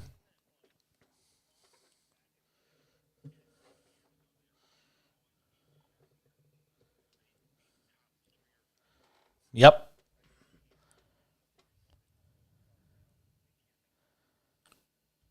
No, I know. It's true. It's very true. Oh, God, I can't wait.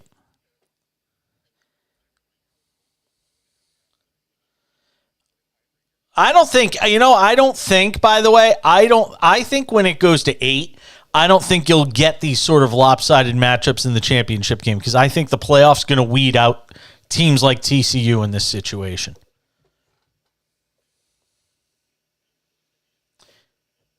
Yeah, that's what I'm saying. That's what I mean. I don't think TCU, I think in an 8-team playoff, if you would put the top 8 in the college football playoff in, I don't think TCU makes it. Yeah, I don't think they would have made it. Dave, appreciate the call, my friend. 1-800-224-2004 from anywhere in America. 800-224-2004. And again, you can tweet at the show at the back page if you want to hit me up there on Twitter at the back page as we continue on this Monday edition of the program. Coaching firings. Yep, they're happening. Lovie Smith, let me tell you something. I mean, is there a more dysfunctional franchise in the NFL right now than the Houston Texans? Anybody? Show of hands. Can anybody give me a team that is more dysfunctional than the Houston Texans? They fired a head coach after one season for the second year in a row. So you've got that going for you. I mean, I don't know what this team is doing. I really don't. And who knows? I mean, look, at the end of the day, maybe Lovie Smith got fired for winning yesterday. Obviously, Cal McNair would never admit that in a million years because it would admit that he wanted the team to tank and lose that game. But did Cal McNair look like a guy yesterday that was happy that team won that game? They kept showing him on the sideline. Did he look happy that they beat the Colts? Just astonishing to see how things have turned out over the last couple of years in Houston with that franchise. And by the way, they're still going to get, whether it's at 2 or at 1, because who even knows if the Bears are going to take a quarterback at number 1? I don't think anybody is convinced that's going to happen. Because that organization right now, if you go and look at what's going on in Chicago, I think they believe Justin Fields could be the answer. Now, do you go draft another quarterback to push him? Maybe. Do you trade that pick to somebody who wants to get a quarterback at 1? Maybe.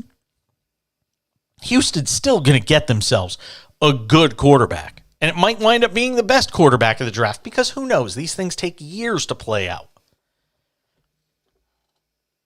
You know, the die isn't cast on these things right away. So there's time to figure out, you know, what Houston can do in that spot. But do you trust your general manager at this point? I mean, can you honestly trust your general manager if you're Houston to go and choose another head coach, to go and get the right quarterback, to make the right personnel decisions? I mean, that organization is, hopeless right now. You have no reason to be excited if you're a Texans fan. And Lovie Smith was never there was no way that was going to end well for him there. So I'm not terribly surprised. Cliff Kingsbury being let go in Arizona was not a surprise. Anybody who's followed that situation throughout the year saw that as a possibility. Steve Keim is out, the GM as well. And, you know, I was asking this question today on TikTok when I put up our instant reaction video, which if you're not following me on TikTok, go and do so. The Jason Page on TikTok. We're putting up new content every day. 1 or 2 videos every day on TikTok that you can interact with. The Jason Page on TikTok. But I asked this question today. Of the 5 jobs that are so far available in the league, what's the one that's most appealing? Denver, you got a great defense, a championship caliber defense.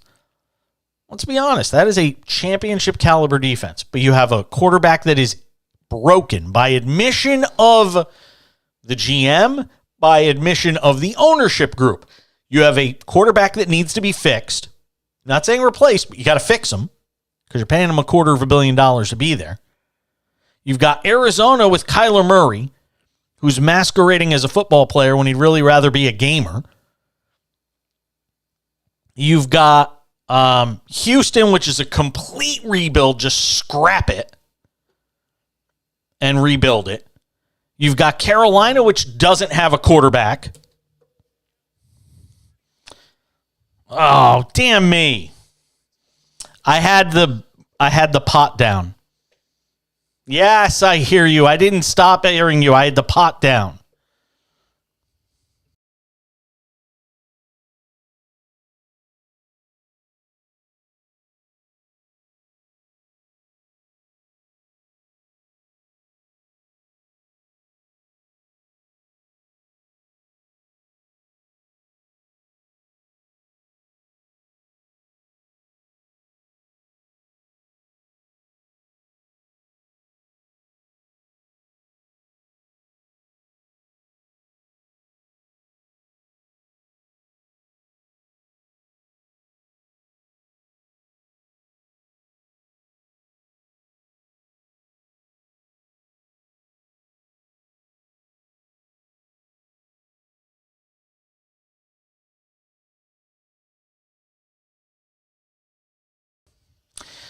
Radio 101.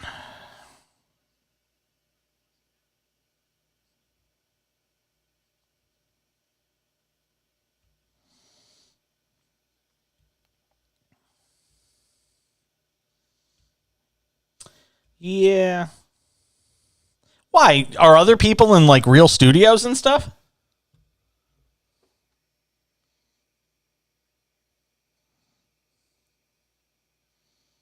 Yeah. Yes.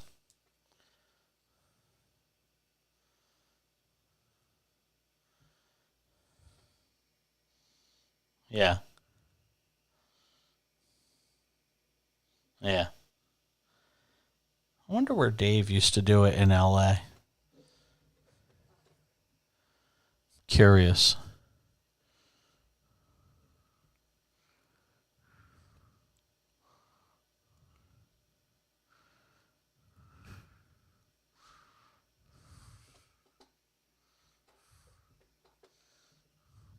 Where did I leave off in the end of the segment?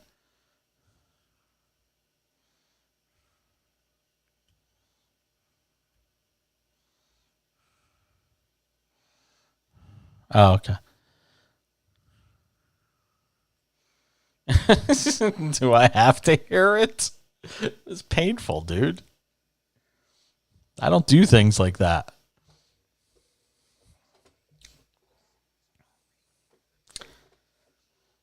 Apologies if I was cut off. Well, I was cut off at the end of the last segment. I ran through a stop sign and hit about 7 pedestrians crossing the street. I'm being booked right now for vehicular homicide. It's just awful. It's just so bad. I had my pot down so I couldn't hear the music as we were going out to break. That's on me. And if I would crush a producer or an engineer for making a mistake, I would absolutely crush myself. So that's a bad job by me. Got to be better than that. It's all simple as that. So I was running through the teams, and trying to figure out what would be the job you would want if you're Sean Payton or Jason Garrett or Jim Harbaugh. And I'm not saying necessarily, I'm not ranking them in that order. I'm just throwing names out there. But I mean, where are you going? I mean, LA may wind up being open if Sean McVay decides to step aside. That's a possibility. I mean, is Mike McCarthy, if they lose in Tampa, is Mike McCarthy's job safe? Again, if Sean Payton says, I want the Dallas job, then Mike McCarthy's gone, right? I mean, I think we could all assume that. I mean, if there's a job that has a head coach right now, and I'm not talking about like New England or somebody like that, but I'm saying short of about 5 or 6 jobs around the league, if there is a job that Sean Payton wants, that coach is gone if Sean Payton wants it. And Denver's already talked to or asked for permission from the Saints to talk to Payton, which I think they've gotten. And DeMeco Ryans is on their list as well. But I mean, if you're DeMeco Ryans, you're not going to Houston. Didn't DeMeco Ryans play in Houston? If I'm not mistaken. Yeah, I thought he did. All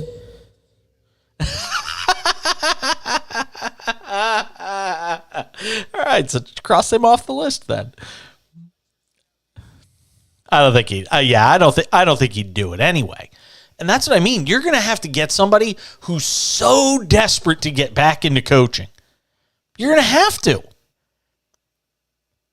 I mean, if I'll throw this one at you. If Jim Harbaugh called Cal McNair tomorrow and said, fire Nick Cesario or whatever his name is, go fire your current GM.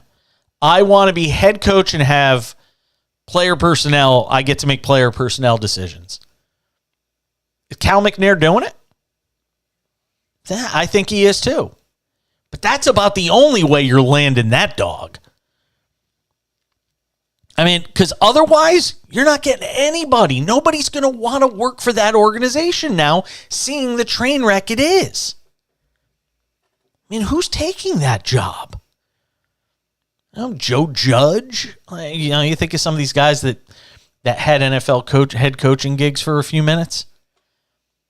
I don't know. I just don't know who would want that job at this point. It is such an undesirable job. You think Urban's? No, I can't see it.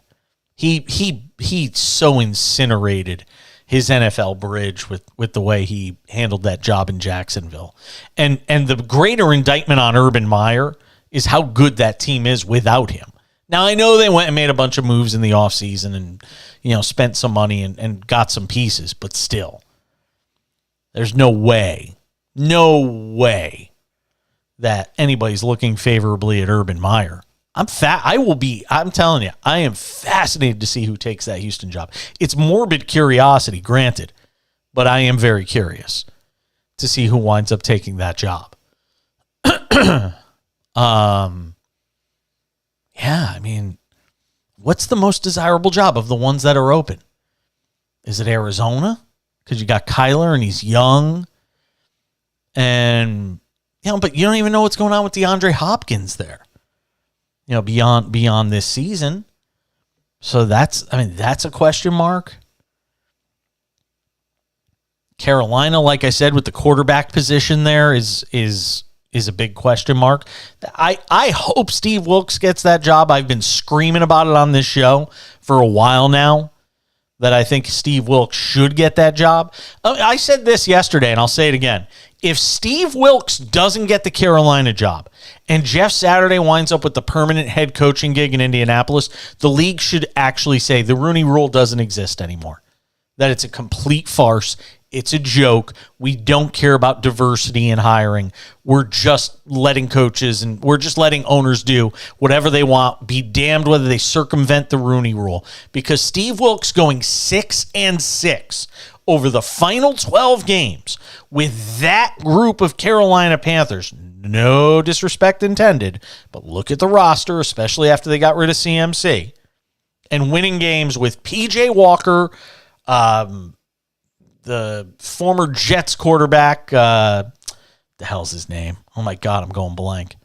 Well, Baker Mayfield, obviously. Sam Darnold, sorry, Sam Darnold. Sorry, I was having a brain fart. Winning with those three quarterbacks and that team. If you can't get a head coaching job going 6-6 with that group, then you can't get one. You're not going to get a fair shake. So Steve Wilks should be the head coach there. You know what? You know what could wind up happening? If they can't find anybody and Carolina doesn't hire Steve Wilks, maybe still Steve Wilks winds up the head coach in Houston. It's possible. I wouldn't take the job if I was him. Like I said, I don't think any self-respecting, high-end assistant in the league is going to take that job. I really don't. What would make you want to go and debase yourself? What, so you can get fired after a year and collect a paycheck for 3? I don't see it. You got to wonder, that's probably Lovie Smith's last job as a head coach in the league, isn't it? Anybody else hiring him at this point? Sometimes you wonder if that's sort of like the last stop on the carousel. The last stop on the train. That's it. It's just nobody else going to hire him at this point. And he's had a great head coaching career, so he has nothing to hang his head about. So we got the Panthers, the Texans, the Broncos, the Colts, and the Cardinals. Are any of those jobs? Look, I don't think Sean Payton's leaving for any of those 4 jobs, with the exception maybe of Denver. Because I get the sense that owner's going to give him anything he wants.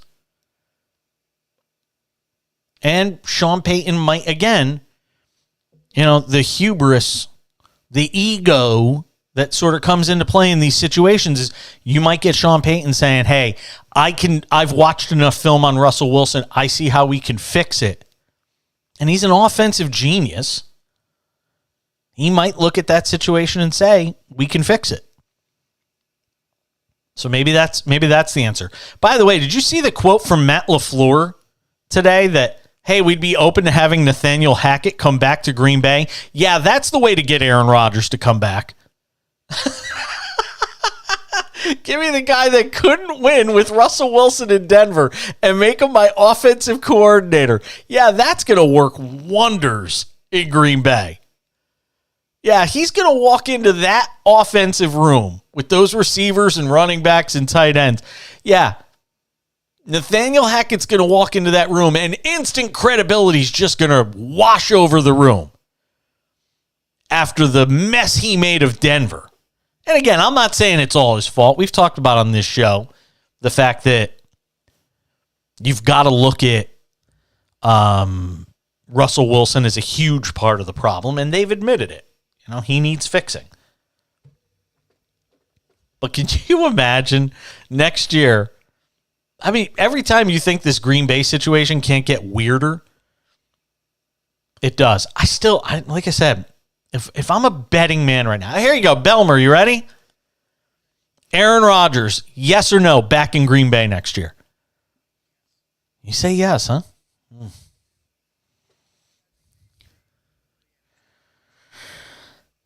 Yeah, I mean, look, all these things are workable. But the one thing that I do hear from people that know this stuff is the cap hit that you would be taking if the dead cap value is $100 million.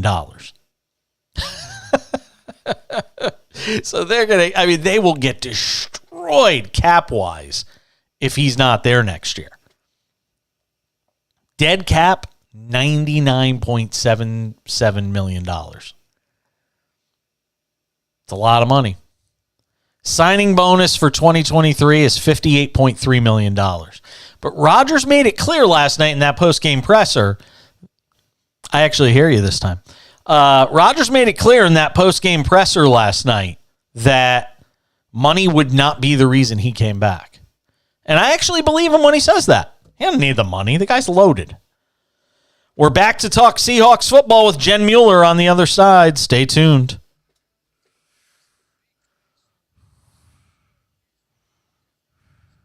Yeah.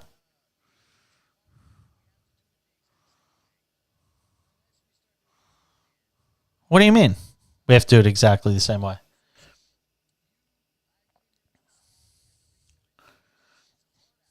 Yeah.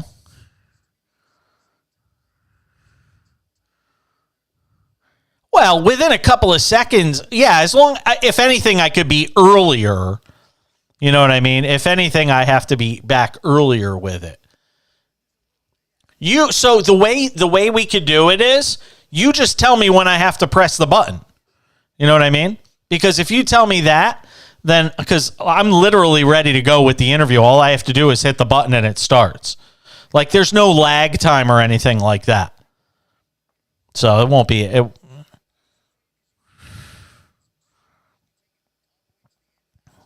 Yeah. Got it. I will now that I'm thinking about that in the future on these, I will make sure to leave, 5 or 6 seconds just to be on the safe side.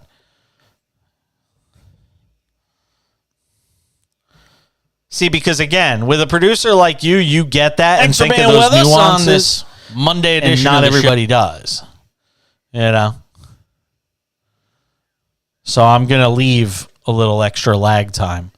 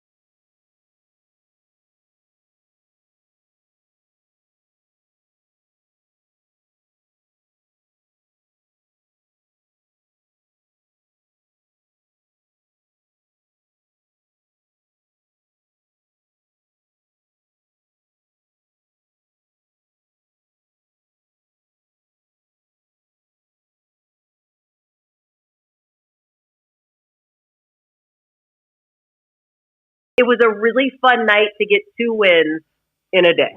Yeah, just incredible. And the wild ending to the game.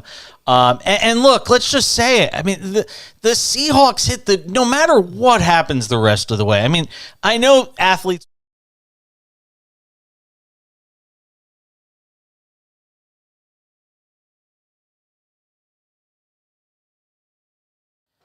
Thanks for being with us on this Monday edition of the show. Talking some NFL in this hour. Well, look, of all the scenarios that played out, this one probably felt like the least likely to occur. Because while we all thought Seattle might be able to beat the Rams, and certainly it was a cliffhanger, I don't know if a lot of people thought Green Bay would lose at home to Detroit. I did pick Detroit for let's just say, me, Terry Bradshaw, and Tony Dungy. One of our Twitter followers, James, in Detroit, said, don't leave out Terry Bradshaw because he and Tony Dungy picked Detroit to win. So I got to give props where it's due. And I don't even know if Seattle in their heart of hearts would have thought that Detroit was going to win that game. Let me bring in Jen Mueller, does a great job pre-post on the Seahawks broadcasts. Love talking to her. She gives us a few minutes on the cash-in on SportsMap Radio. So how shocked were you when Detroit pulled off the improbable upset? I don't know that shocked was the right word. I think it was much more of the take that NFL. Like there was a lot of yelling inside my house. I used my outside voice inside way too much during that game. I really thought that game was going to go one of two ways. It was either going to be a blowout in favor of Green Bay, or it was going to be a really close game that the Lions had a chance to win. And the narrative in Seattle, and I was surprised. I was a little bit surprised after Seattle won, the murmur among a lot of people in the media corps was, if Detroit doesn't win, the national narrative will be the NFL screwed over the Seahawks. And there is some validity to that. And I understand why the Packers and the Lions were that late night game. I understand the ratings. I understand Aaron Rodgers. There was a lot on the line there for three teams. But to not have those teams playing at the same time was absolutely ridiculous. Equally ridiculous to think that Dan Campbell wasn't going to have his team ready to play, or that they're not equally as tired of hearing about Aaron Rodgers. So, it was a really fun night to get 2 wins in a day. Yeah, just incredible. And the wild ending to the game. And look, let's just say it. I mean, the Seahawks hit no matter what happens the rest of the way. I mean, I know athletes will never take it this way and they'll never look at it this way. And it's more of a media narrative and a fan narrative. But I mean, if there's ever been a team playing with house money and an organization playing with house money right now, it's the Seahawks. You got the Broncos draft pick because they were abysmal. After you trade away Russ, you get all the draft picks. You get Geno playing the way he's he's played. And you find yourself in really a can't-lose situation. Is there any sentiment like that in the organization, or is that just us talking? I think it's just us talking, and here's why I say that. Because we talked to Pete today. And Pete Carroll, when you ask about, is this gratifying? Is this unexpected? Do you like proving people wrong? He'll say, yeah, I like proving people wrong, but right now I'm really frustrated because we had an opportunity to do more. And regardless of the national narrative, I know what we had inside this building. I know how talented these guys are, and I know what the expectation was. And for Pete, he's frustrated that it took needing the Lions to win to get Seattle into the playoffs. And he said, look, maybe that's, counter to what everybody else is thinking, but all along I thought we had a lot of talent. So I believe the entire fan base recognizes the Seahawks are playing with house money. I do think there's people inside the organization who hoped and wished for even a little bit more this year. It's kind of hard to analyze this game because these aren't the same teams playing in this wild card playoff that we saw playing, earlier on in the season. So what do the Seahawks glean from those earlier matchups that they can use here? Yeah, there's 2 things, actually 3 things that really stand out. Number one, You have to run the ball. The lowest rushing totals the Seahawks have had all year have come against the 49ers. Not surprising when you consider that the 49ers have given up the fewest yards the entire year. They have been very stout on defense. You have to be able to run the ball. Seattle has run for over 100 yards in each of their last 3 games. That includes the 3 games following the Week 15 matchup against the 49ers. Now, there's another thing to point out in this, and that is the Seahawks played the 49ers in Week 2 after a very, very emotional game against the Denver Broncos. And there was an obvious letdown against the 49ers. So that is one of those, unusual circumstances during the course of the year. The second time they played the 49ers, that was in Week 15, and that was a Thursday night game. You don't want to play the 49ers on a short week. I don't care if it's at home. You don't want to have to do that. So those two are unusual from a scheduling perspective. So if I was looking at that, I would say the fact that you're on essentially a normal week. Yes, it's a short week, but it's not as short as a Thursday night game. And you're kind of looking at the same thing coming off a Monday night game. The last thing is you cannot turn the ball over against this team.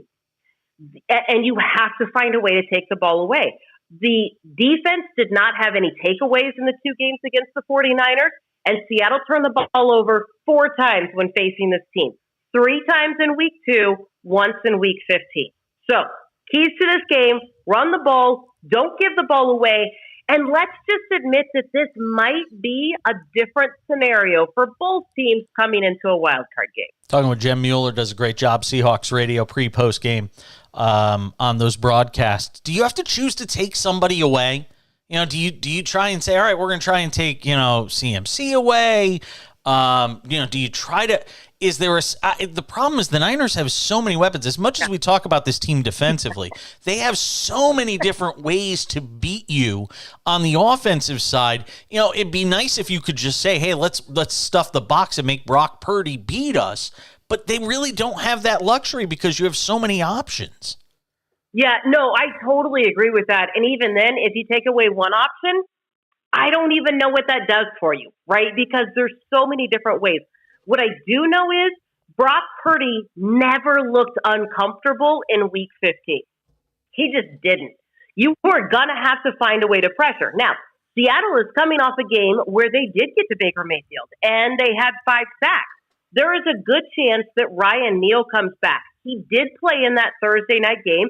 He's a safety, and he was not at 100%, not by any stretch. In fact, he has not played since that game because it aggravated his knee so much that he hasn't been able to start. There's a good chance that he comes back. One of the reasons Seattle was able to get 5 sacks yesterday against Baker was the coverage downfield. If Ryan Neal comes back and you've got some guys who can come in, I do think that there's a better shot, but you have got to get that pass rush going early and just try to make Purdy uncomfortable, which is tough because, they do. They have so many weapons. And then if you look at their defense, those guys were in track stances all night long. All night long. Well, look. It was kind of stop the run on the way to the passer. It was ridiculous. Well, the Niners averaged 36 per game. I think I saw it earlier today. I think they averaged 36 points per game at home with Brock Purdy at quarterback, which is crazy to think of. Yeah. And Seattle on the other side. And does Pete have any answer for that? I'm sure some goofball in these press conferences asks this question. Seattle's given up almost 30 a game on the road during the regular season. Does he have any sort of answer as to why that is? No. I think what Pete would probably say would be there's a lot of youth on this team. And you don't know what you don't know until you encounter it. One of the biggest takeaways from the win against the Rams yesterday is this. Seattle had not won a game this season when trailing at halftime. A mark of a Pete Carroll team is that you know how to finish a game. One of Pete Carroll's mantras is, you can't win it in the first quarter, you can win it in the fourth quarter. His teams have not been able to do that. I do think that now that you've seen enough football, you might not be able to slow down the 49ers because they are a really good team that's won 10 straight games. They are the hottest team in the NFL, bar none, right? But you do have a young team that is starting to see, oh my gosh, I understand what Pete's saying. Oh, that's what they're talking about. Oh, okay, that's how you finish. That's where the Seahawks can be dangerous. Yeah. Talent-wise, look, the 49ers they're there. Yeah, But look. Seattle could give them some trouble. No, and look, it's hard to beat a team 3 times in a year, Yeah. 3 times in a Unless they're season. so good, and the 49ers are so good, Yeah. right? No, I agree. I agree. I think it's going to be a shootout. I think Seattle. The only way Seattle wins is if they figure out a way to score, because I think San Francisco is going to be able to put points on the board. The total, by the way, is 42.5 for that game. I think it goes way over.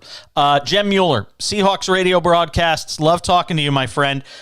Be well and make sure whoever needs to clean up that dinner on your table there goes and does it. Yes. Oh, it's being taken care of. Yes, thank you.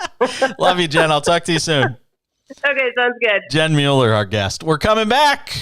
More to do in this hour of the Cash In on SportsMap Radio. Hey, thank you. I always appreciate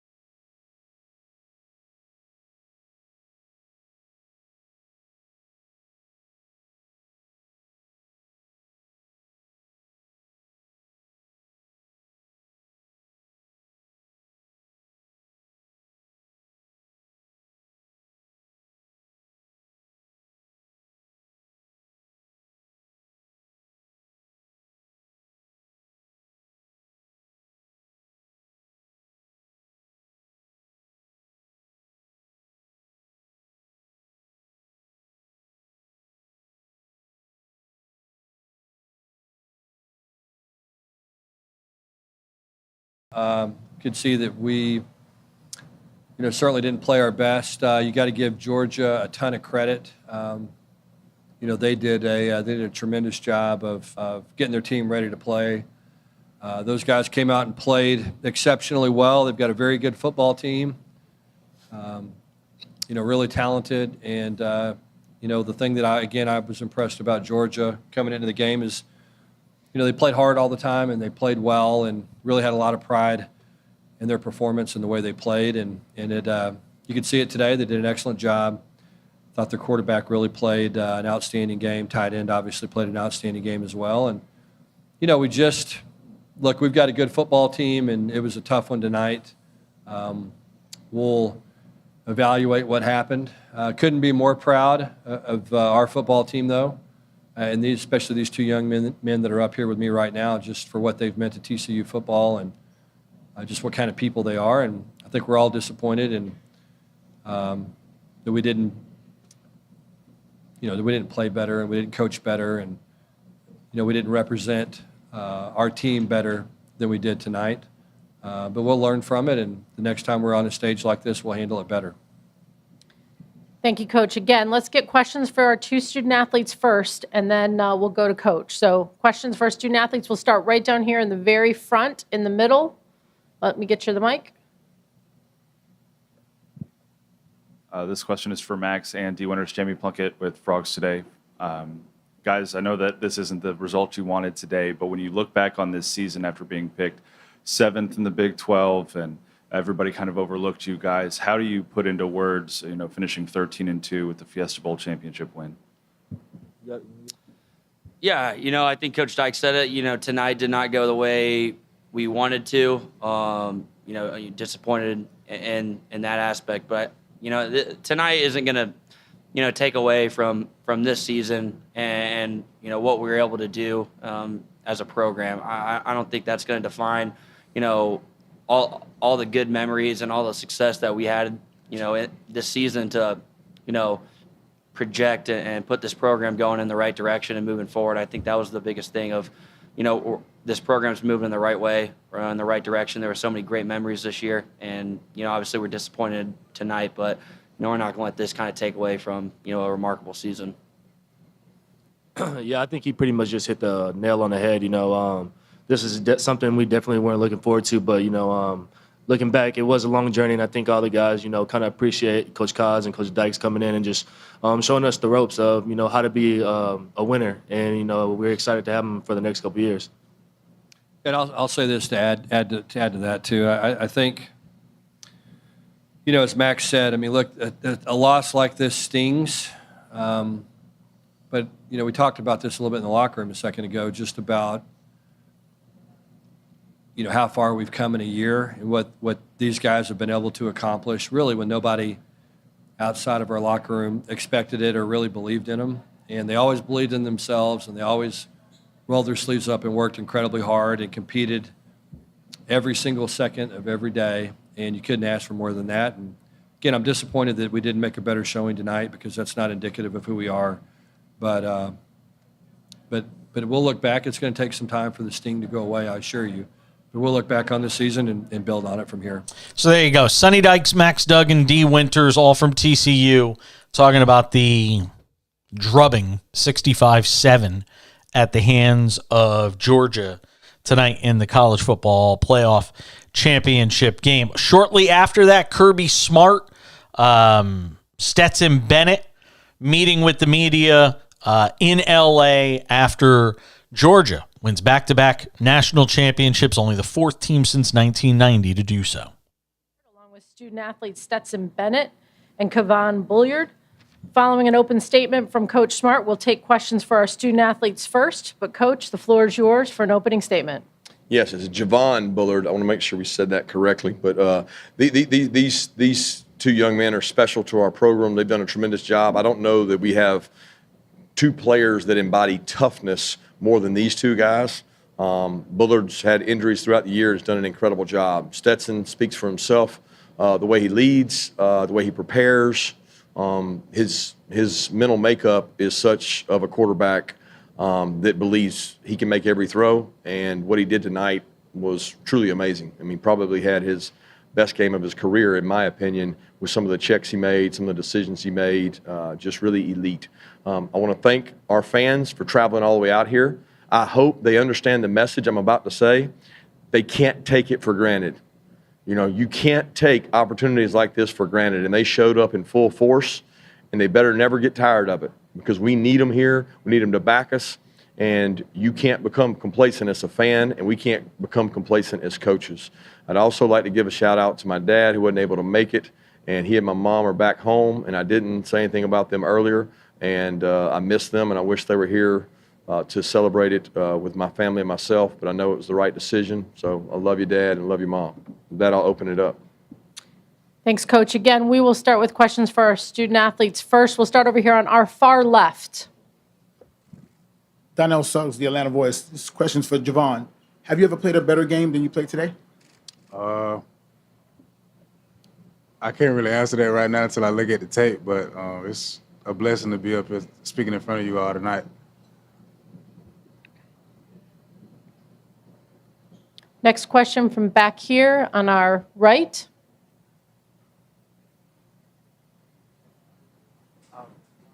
Stetson, if you can go back a few years, signing day, you were getting ready to sign with Louisiana Lafayette.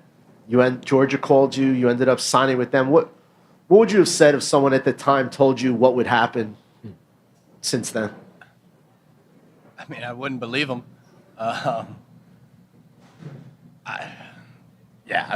don't know. I would have been like, I think I signed with Georgia, you know. Take our next question from right behind. Question for Stetson. Coach Smart calls that timeout when you're coming out of the game. Just what was the emotions like in that moment walking off the field? Yeah. The huddle, because I told all the guys, they're like, what are we doing? Why don't we have a play? And I was like, well, they're going to let me walk out of here. And but in the huddle, you know, just as simple as it is, just one last huddle with the guys, you know. And that was special. And coming off seeing Coach Smart, that was really cool, and I appreciate that. So there you go, Stetson Bennett, Javon Bullard, and Kirby Smart meeting with the media shortly after Georgia's drubbing 65-7, winning the college football playoff championship. It's always interesting to listen to college athletes after games because they don't have the media training yet. That's why, I could sit here and play the whole thing, but it's a lot of those types of answers. Just, yeah, sure. I don't know. You know, because they're not trained to be sitting up there doing press conferences. Even at that level, that elite level of college football, where you constantly have cameras in your face, they don't have that kind of media training. So they talk like college kids talk. College kids who play sports for basically their experience. So it's kind of interesting. But Kirby Smart said something there. You don't take it for granted. You know, it's easy to get spoiled. And we've seen fan bases, you know, Nick Saban's talked about it at Alabama. Jim Harbaugh's talked about it at Michigan. I mean, fan bases take this stuff for granted. And, you know, it's all cyclical. You know, a lot of these things go in cycles. There will come a time, I promise you, there will come a time where Alabama will not be Alabama. Where Alabama will go, 9-4. And everybody will just be like, or 7-5. There will come a time where these things happen. Teams aren't this great forever. But for now, Georgia's at the top of the college football world. They earned it with what they did to TCU. And for TCU, you better really enjoy it because I don't know if they'll be back in this position for a while. Because they aren't going to get the benefit of the doubt from the voters anymore. Don't think this stuff doesn't play into future decisions when it comes to the playoff. Nice job, John Belmer, producing and engineering it. I'm Jason Page. We'll catch you back here on Tuesday for the cash-in all across America on SportsMap Radio and the SportsMap Radio app. Have a great night. Bye!